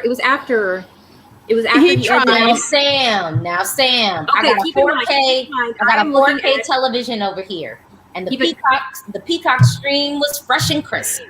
I didn't see not one dribble of a tear nor water hit his cheek. Okay, so it wasn't a full-on Alina Bourne, but he seemed emotional from what I was looking at. He wasn't, stony. He wasn't, he actually was really taking it in. It wasn't a full-on Kobe Marini moment, but few things are. It came off as really forced for me personally. I was like, oh no. Like I was kind of feeling the song, and then that happened. I was like, we both instantly had that moment where it was, and I mean, mind you, I've never really felt this song, but the minute I saw the first rehearsal, I was like, oh, I feel it more. Now I get it. And he did lose me in that moment, because to me, it did not. I'm not saying it wasn't. I think that this could be an extremely emotional experience. So I want to clarify. I'm not saying that it wasn't. But in the moment, my instant reaction, I mean, Lily and I think like almost in unison, we're like, oh no, that's like, you know, we're just all right, that's fair, because you as the viewer, that is how you are taking that moment and how you're running with it. And, you know, obviously, Lily, I don't know where you are, but I know, Alesia, we can't vote. I don't. But I'm guessing if you guys saw that, if you two saw like that. me and Alesia live really close together, actually. Okay. Shockingly. So, I mean, if you two saw that, I'm assuming other viewers probably saw that as well. So I will take that and say, again, keep in mind, I'm looking at 2 different screens while trying to tweet and all that good stuff. But, fix another 4K. You should see ITV set. But what I was trying to say is, yeah, Lily, you're very much right in the sense that it's him going through the mourning process, and, you know, there is uplifting at the end of it for him. But with Bulgaria, there's a lot more of that narrative of, I'm feeling emotional. It's okay if you're feeling emotional too. This is how the two of us can come out of it together. And that moment at the end, like you said, when the backing music drops and it's just her and the voice, it's hard not to get. I just have to say, Saran, you have been. You should do Eurovision comedy. Yeah, serious. And I support the channel. Just do some Eurovision stand-up because you have been on fire all night long, and I appreciate you for it because you are just serving us the jokes. And I will also say, I want to give a moment to who we left on the table, which was Georgia, because Jan Boris does owe me a drink because Jan was so convinced that Georgia was qualifying, and I was like, Jan. I love his optimism. I'm not saying it's bad, but it wasn't going to qualify. Like, it's nothing bad about it. It was not going to qualify. Okay, it looks like people are saying that sides that halves have been selected. Let me check because I know that they're in the They're doing that right now. Where's my phone? I'm looking at Wikipedia and it looks like it's been divvied up already. Can we believe Wikipedia though? Let me check. Let me check the YouTube channel to see. I think the press conference should still be happening. Yeah, unless they drew for it first and then are doing the questions. No. But they'd be slow with They're the in that English process. so. Oh, actually, can't do this on my phone because I think it's geo-blocked in the U.S. All right, let me see if I can see it from. Shoot. I have a Danish. I think I'm in Denmark right now on my VPN. All right, let me see if I can hop onto the press conference here. Or if it's been tweeted out, I don't know. All this multitasking on a small computer has really been a pain. Oh, it's true. Movie Blogs just posted it. It's true. So Albania, Serbia, Portugal, Iceland, and Switzerland and Greece are in the first half. Iceland and then Bulgaria, Moldova, San Marino, and Finland are in the second. It's true. Ooh, because Destiny's also in the first half too. Yeah. Yes. I don't know who's going to get that better slot in the first half. Wait. Okay, wait. I'm like looking. So I'm afraid now, since Iceland is in the first half. I'm scared too. I'm thinking. Yeah, Iceland and Bonk are both in the first. They are going to pull Iceland as openers, and then Spain will be number 2. I mean, no. They can pull that one. I'm afraid. No, I don't think they put Iceland in first. It's too big. And I think Iceland probably will be like, because you have to remember, like, where was Duncan like 10th? Yeah, like out of they've been doing 12. producer-led running order since 2013. Mm-hmm. And I feel like there have actually been more winners from the first half than there have been from the second half. Granted, within that first half, they tend to come like 10th, 11th, 12th, 13th. Yes. Yeah. So it's not impossible for anything. As for the Spain question, once we get a full script, see where the commercial breaks, or even those tiny little interstitial moments, see where those are, because they need all the time they can get to inflate that damn moon. Okay, so maybe they're going after a break. Okay, fair. Opener for me, Serbia could be a great opener. Get your energy up. San Marino second half. Cyprus. I can see San Marino as a closer. Yes, I think so too. Wait, oh no, Denmark didn't qualify. Never mind. No, that would have been. It was like if Denmark qualified, they got first half. Because that's tradition, isn't it? Yep. So I feel like, here's the thing. So I've said that there's certain countries. To me, there's like, I said like 4 to 5 countries where it doesn't matter where they fall. Mm-hmm. And actually, I don't think I've said this about San Marino because it wasn't like asked of me. I don't think it matters where San Marino's coming. You're going to remember when Flo Rida was on the stage. It doesn't matter. Yes, I agree too. Iceland, doesn't matter if it's coming first or second. No one's going to forget it. It's just so visually arresting. Switzerland, doesn't matter where it's going to come. People are going to remember the boy with the choir voice in the black and white staging. In the hair. No one's going to forget it. Malta, no one is going to forget where Malta comes. And Italy, it doesn't matter if it's in the first or the second half, where it comes in the running order, you're not going to forget it, in my opinion. To me, those are like the 5 countries that I'm like, it kind of come anywhere. I don't think anyone will come away from it like, what? Yeah, I'm just thinking like, I have to see that running order. Like, I feel like, I do feel like San Marino's your closer. That just feels like it's right at this point. As far as the opener goes, I thought I saw somebody say like Russia for an opener. I don't know about Russia opening. That just seems a bit. No, I wouldn't. A bit esoteric. No. Russia opening is not the movement. I wouldn't hate Serbia Loca opening. I wouldn't hate that. I wouldn't hate. Do we have the semifinal? But I don't know the people from semifinal 1. They haven't picked yet. Yeah. Yes, they have. They did. They picked during the presser. Give me a sec. I'll pull it up. All right. Yeah, it's all on Wikipedia, hun. Yeah. I wouldn't hate Lithuania closing. No, nor would I. That would be a good closer too. See, to me, I want Lithuania early. I would have loved to see it in a show opener, but yeah, I like the idea of that song being that reminder of this is what we're here for. But in the same vein, I could also see it working well as a reminder to audiences at home. You know, this is where we end our show. You take it from here. You keep the party going. What about Cyprus as an opener? Because I have the full list pulled up now for everybody, and Cyprus is also in the first half. Yeah. I could see. Oh, Cyprus and Greece are both in the first half, but oh dear. Yeah, they're together. Greece wouldn't open. Of course, they're together.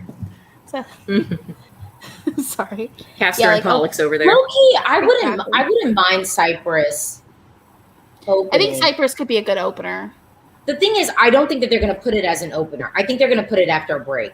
They're going to put it after a break in the first half, perhaps. I think they would put anything that needed large props, and I mean that's really the point of having those breaks, other than just commercials, of course, for the broadcasters that need it. But looking at the countries from that first half that would incorporate large props, you have Spain, you have Switzerland, you have the United Kingdom, you have Portugal to a lesser extent because they got the band set up. Let's see. Greece, I suppose. Belgium Malta again to a lesser extent. Too. Yeah, with the platform. Yeah. So there's looking at who doesn't have large props, it's Serbia and Israel and Albania. And Albania. I can't see Albania opening. Yeah, Albania is not opening the show. No, it's not. No, I think the opener is probably going to be Serbia. Low-key, actually, though,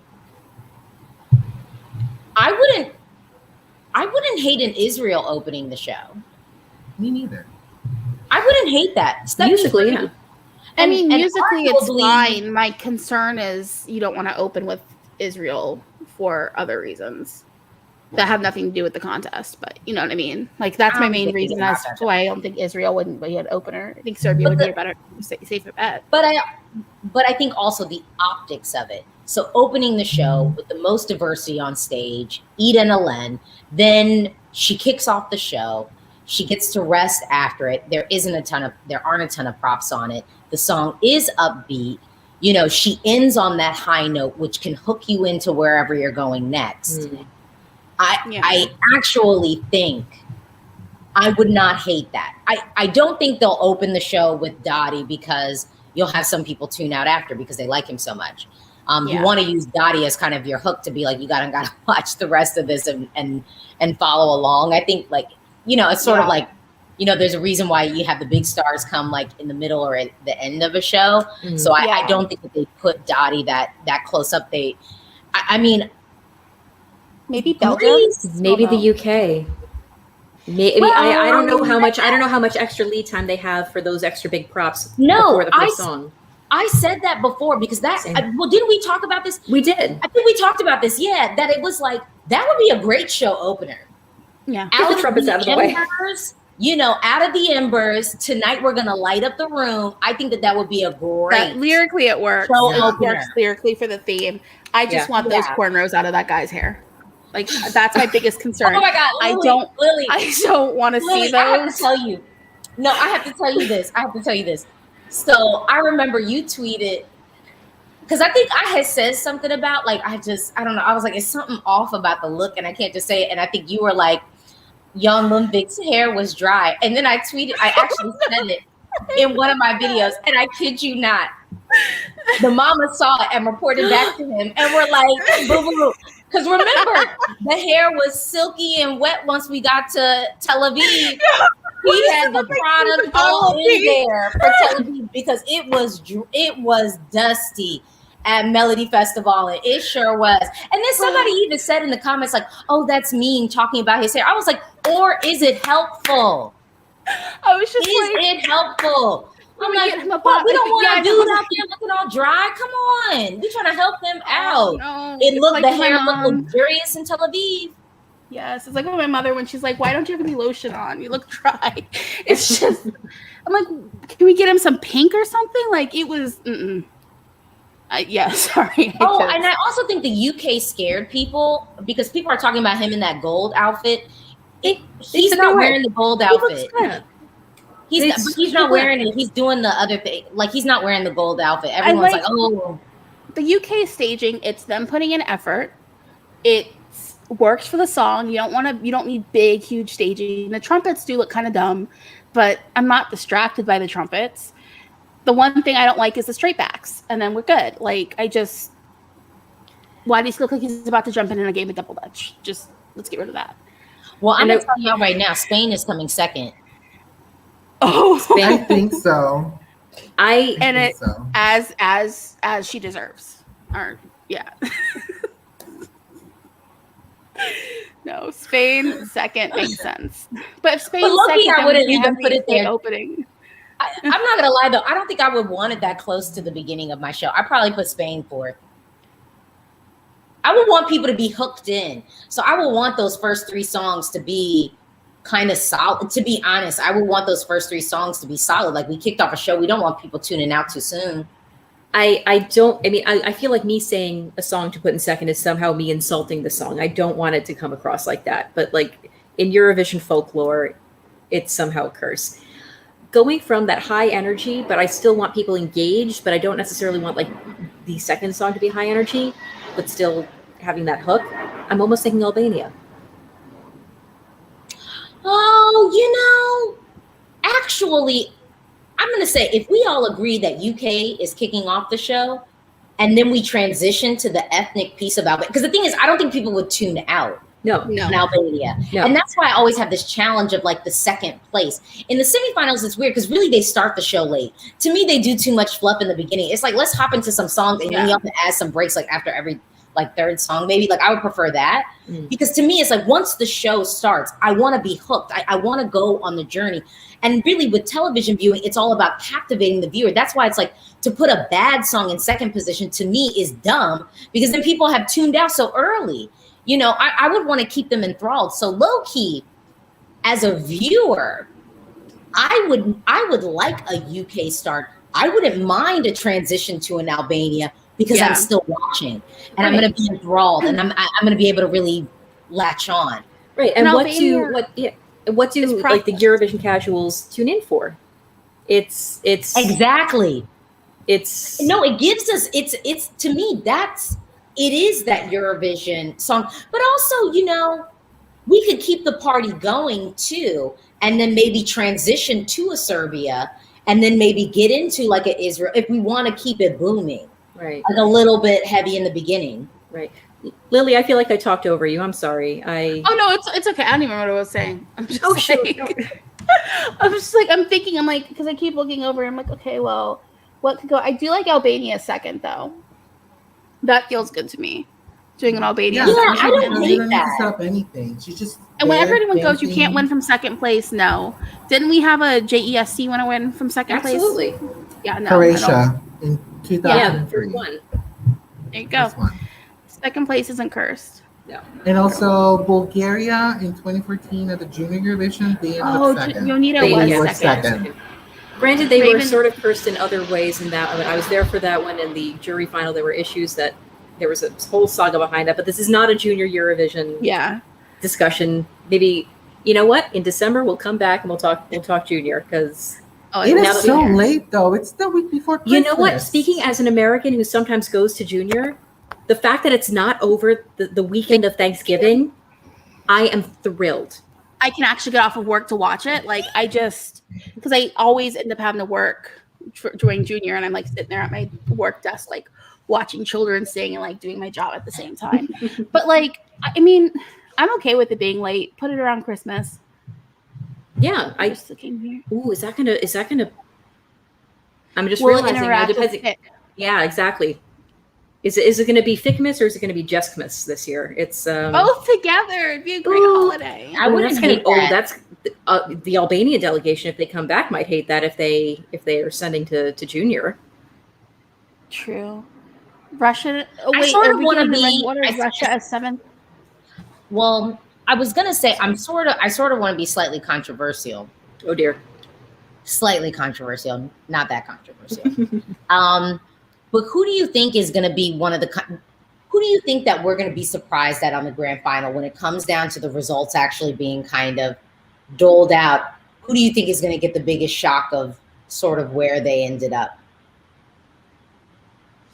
Do you mean for the running order, or do you mean for like No. I mean overall the result. score? I think the overall score at the end, because I think I have some ideas of where I think there might be some delegations where we could be having. I'm wondering the countries that are going to have a reckoning. I heard, there was some controversy with Romania because I guess the delegation apparently said something like, "Oh, well, it's because Roxanne wasn't that experienced or something." And Oh come on. I yeah, kind of want to say Sweden because I honestly low key thought Sweden might not qualify on Tuesday. Like, there's just something with the Swedish delegation that they need to not do so well. And then maybe that will make them restart. Like, after 2012, and that's after 2010, they reapproached how they did it. And it's like, I feel like Sweden might not get the kind of result that they would be expecting to get. That's I like, don't but I think so know. either. the I singer don't of know. Greece is not American. She's Dutch. Too such. Yeah, she's Dutch. Yeah. Oh, yeah. Kisses and dancing. Come on. That was a Yes. bop. So I then love thoughts that. thoughts on Ukraine winning the televote. I love Ukraine. I don't think Same. it's winning the televote. I think Iceland is going to get that honor, and I think San Marino could. I think it's really down to San Marino and Iceland duking from my Malta, perspective, duking it out. Malta. Malta. And Malta too. Here's the thing with Malta. I feel almost comfortably of Malta, like low-key kind of winning the jury. Like I feel it in my bones. Like maybe it'll be second, but I just feel it in my They'll bones. be up there. With the televote, do I think it could come top 3? Yes. And then what does that mean? Malta wins. Win. Malta wins. I do feel like Italy has a chance to win the televote, but I really do think off the strength of San Marino and the vibe that everyone is kind of wanting to be in, and then I think just the endearing quality of Iceland Yeah. and just the immediacy of Iceland visually and sonically. There's nothing that sounds like it. No one's gonna forget it. No one's Nothing gonna looks forget like it either. Like no one's gonna forget what it looked like. And like in Europe, like the locals know Dottie. The locals know him. So Anyone with a TikTok account.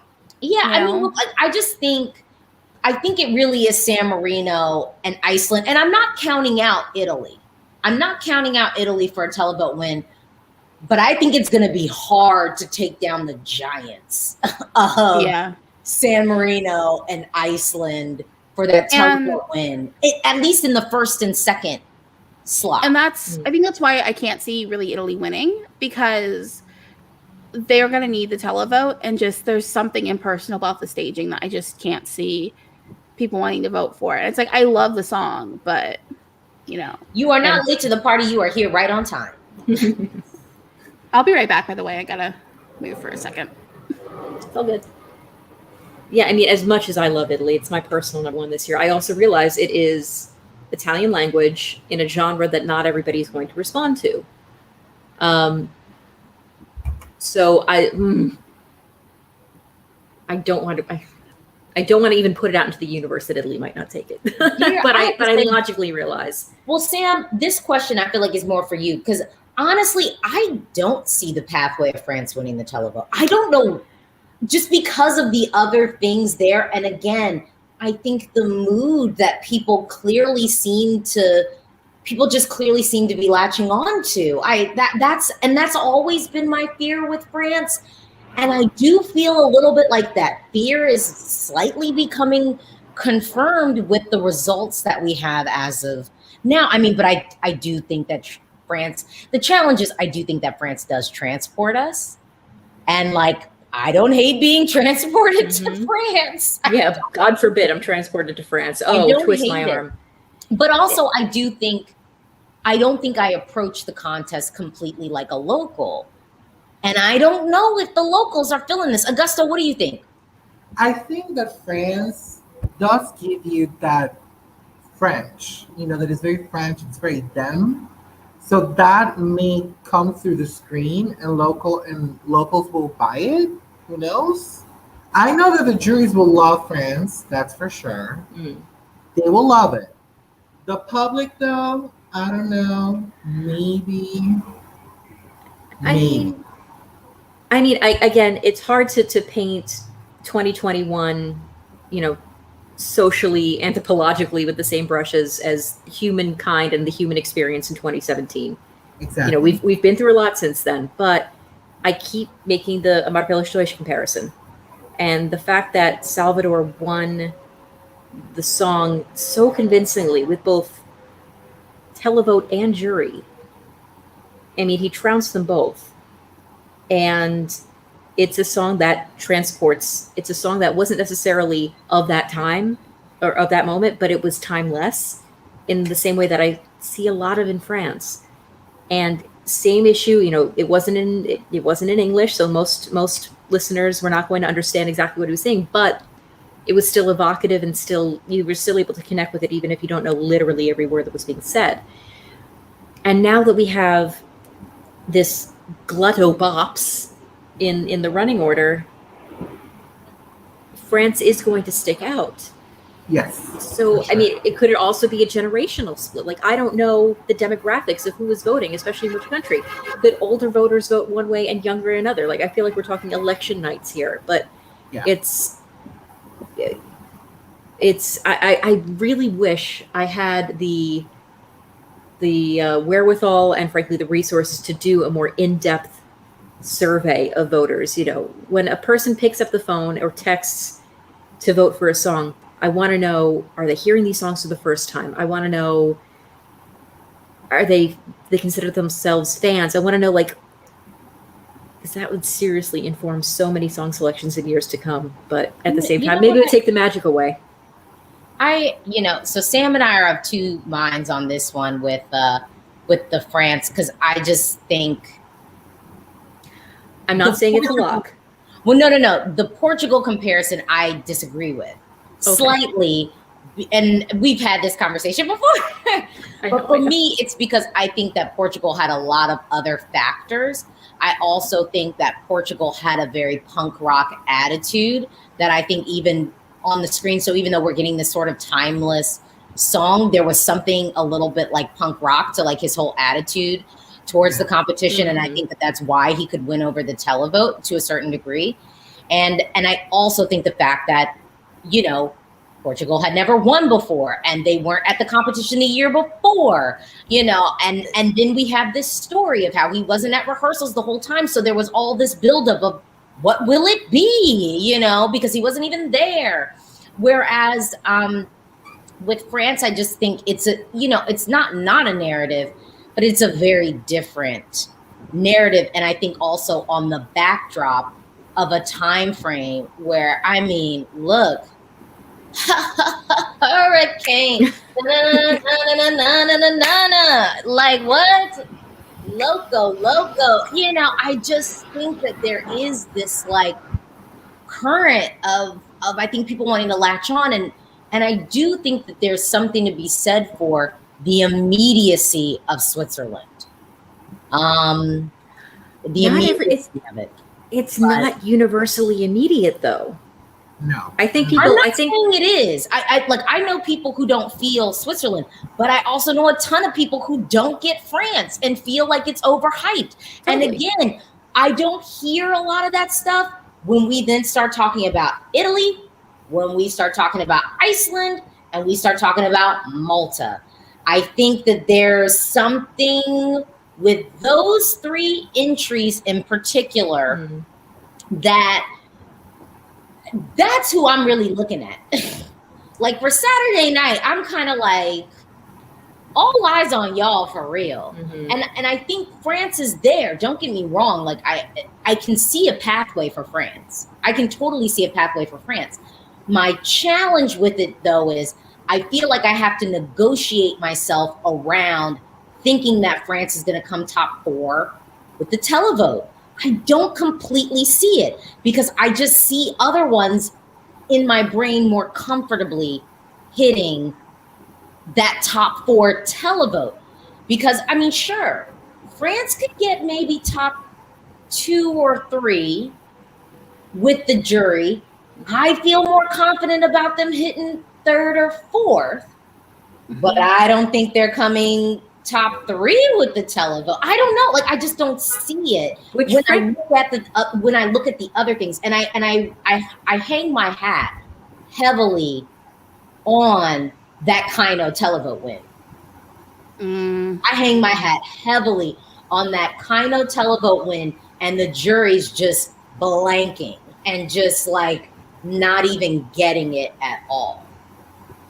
But this year, I think we have some songs that are going to get some jury love that I do think the televote will love. I mean, yeah. It's tricky. This year is going to be a very interesting mix. This is giving me a lot of 2011 vibes for a reason. Oh, don't bring up 2011. Please don't. Tell me about I'm scared. Speaking of somebody who had to get the visa for 2012, please don't bring up 2011. Well, no, but I will say also too, on the note of that 2011 vibe, Italy should have won. Well, yeah. But yes. On the note of that 2011 vibe, there's one country we haven't talked about at all, Cyprus, because I could see a pathway for Cyprus. I can both fit like in the top 5 in both. I could see it. Maybe it's because I'm from the US, but I hear all that spicy melts my icy edges, and I go, nope. Or taco tamale, that's my mood. I'm like, no, again. Sriracha on our bodies, nope. Oh God, no! Just that hurts. It's all vinegary and no. Exactly, and fish saucy. No, I just that's my biggest issue is like because I hear the lyrics and I go, no, we cannot allow this. I mean, fair. I don't see Cyprus winning. It's going to be a very tight race where everybody's gonna get points. Everyone's gonna get loved by everybody. Even Ugly Ducklings, UK and Spain, they're getting their love too. It's gonna be very split. I do feel the vote split will be as intense as 2011 was. Yes, boom, boom, boom, I completely boom, agree. Boom, boom, but boom, even boom, worse boom, because we're keeping the new voting allocation announcement. So I think it's going to be extremely good TV. I think with the Salvador, and that's I think the other thing that I feel about 2017 and why I think it could be difficult for me to make the comparison is because this is not a 2017 year. No, like I said, in the sense that I don't think we're going to have a runaway winner by any means. I wouldn't be surprised if there was like a difference between 25 points between first and second place. I think juries are going to be 25. Yeah. I mean, I think the juries are going to be so sparse, but I think sometimes too we forget about like okay, who's also voting too? Because I do think that the Big Five in general tends to get played when we think about like the Balkan states and sort of the Eastern Bloc. They're not getting a ton of love, not a ton of love. And I mean, and by me saying not a ton of love, not the love that they will need. Like not the love that they will need, I think, to really propel and solidify a win this year. It's going to be interspersed. It's going to be a lot. But again, it's thinking about what are those, but like, what are those entries that could get both?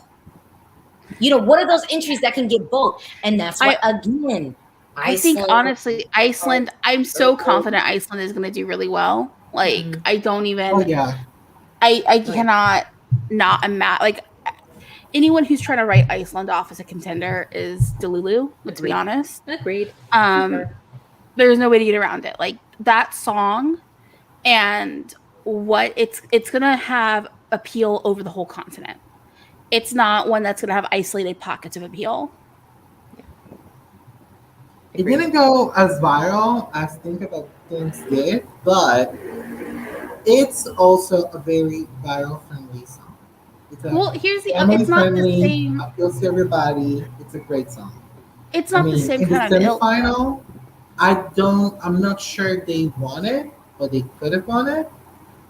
But in the final, now that we know who is in which half of the show they're in, either they close the first half of the final, or they go right in the middle, somewhere around there. They're not going to be at the very, very, very, very beginning unless they want to pull something and put someone like Spain second, for example, because there's a 3-minute gap of a pre-recorded performance where you can blow up that moon, for example. So I just can't see them opening. They're not going to open up with Spain, like with Iceland. They're going to leave Iceland for later on in the running order. And the comment you had pulled up before with the Alesia had posted, we're not talking about Lithuania. Like, Lithuania is another one of those where it's going to pick up points in Eastern Europe. It's going to pick up points in Western Europe. Everywhere. It's going to have mass appeal too. It's not going to win though. It's not. No, it's not going to win. And no shade. You know, it's not going to win. It's great. It's going to do well. And for Lithuania, a top 10 is a victory. Yes, it's like certain countries, they're not like, I'm sure Lithuania would absolutely be ecstatic to win. Yes. Especially since they built one of the backup stages in Lithuania. Like they want it, and it's like, I want that for them. I would love if we get a country that's never won before to win again. It always feels so good, doesn't it? Oh yeah. Or a country that hasn't won it in eons. Like France and Italy and France. Exactly.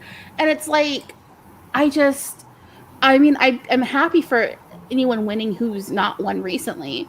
But like, you know, talking about like countries where a certain victory for them, top 10's a victory for Lithuania. For Portugal, qualifying is kind of a victory, let's be honest. Like, it is, but they deserved it. I think they 100% deserved it this year. I just want to say, like, I always saw a path for Portugal. And literally everyone was just like, how? And so I'm like, okay, let me come out of my own head. To me, it was vocally it was good.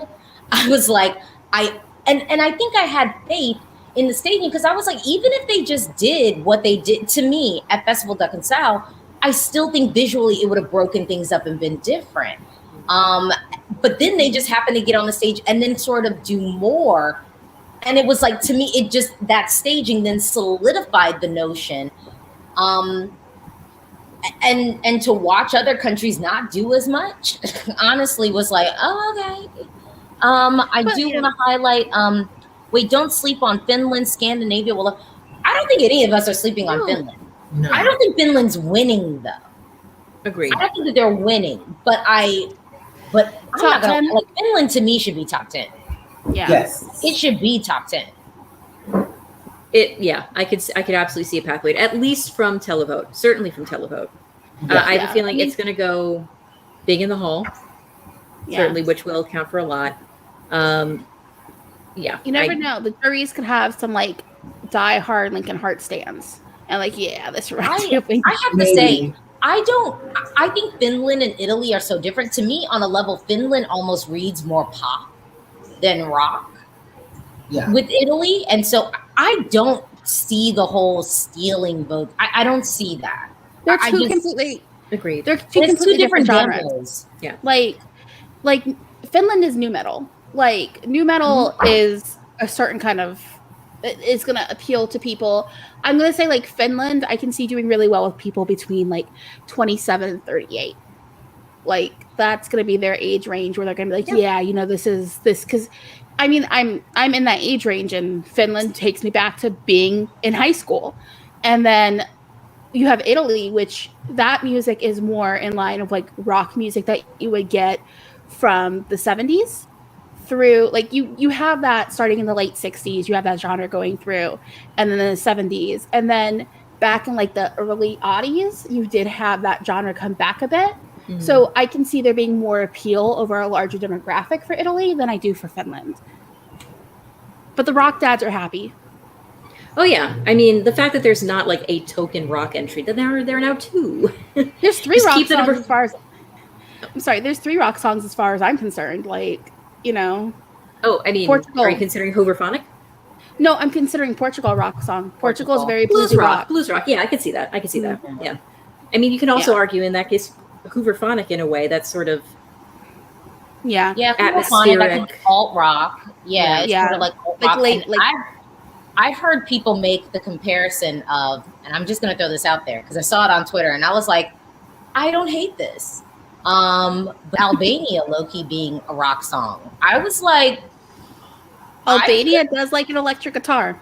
I was like, I'm not hating that. I'm like, I'm here for that assessment. I could see Yeah. that easily being adapted into a direct rock song. I could definitely see that. It's not where my brain would go, but I could see it. You know what? Music doesn't have specifically defined boundaries, and you know, the lines are blurred. So why not? Yeah, so I'm going to bring this stream to a close. I just want to say thank you to everyone who tuned in to watch. It was fun. It was a marathon. I want to thank Sam for joining me. I want to thank Lily for joining me. I want to thank Augusto for joining me. I think we had a great conversation today. I'm so ready for the grand final. Me too. I'm so ready. I'm so ready. I think Ready I'm for ready. this- I think I'm ready. Ready for gonna this have running to- order. I mean, know. like, I'm like sitting here, like refreshing Twitter, like, where's this running order? Come on, you Swedes, let's go. Like, is it up? Oh no, you're I on. have You're the on. live blog. Oh, you're just teasing. I'm waiting for the sticky Yeah, notes on the wall. They haven't. Well, Christopher is not behind it this year. No, he is. No. He's He's off in down over America here. now. He's taking care of stuff over here. And when people He's start not. complaining about Eurovision American Song, whatever contest, I'm like, you need to blame Krister for that. That's Daddy Bjorkman's Yeah. baby. Like, Yeah, I this mean- was the Swedish concoction. No American asked for this. Yeah. Like, This is not nobody going to asked. be. This is not going to be American Eurovision. It's going to be American Melody Festival. Exactly. Yes. oh my Yes. god. Please, can we Actually- have just like constant go-go music from DC and make the rest of the country absolutely hate us? Well, yeah, that's basically what's gonna happen. We're gonna be. I think I already said this. I'm like, DC is going to be. The Oh, you'll be good. Portugal. Like, we're gonna be the Portugal of the American Song Contest, where it's like we're sending our music. We don't care whether you like it or not. Like, this is our, because we literally have like a like. It's just this music. is We genre have go-go. official- It's like no one else listens to it, period. Yeah, like, we have an official music genre. It's ours, okay? And so we are going to be serving that consistently. And honestly, if we were to get up there and just do some like blah blah like hip hop song or like an R&B song, revolt. Okay, revolt in the street. But I need to close out the stream. Thank y'all so much for watching. Please join me again for the grand final. I've been doing this for 6 years, streaming the grand final. yeah. Whoa, and it's just so crazy because I'm still 25 years old.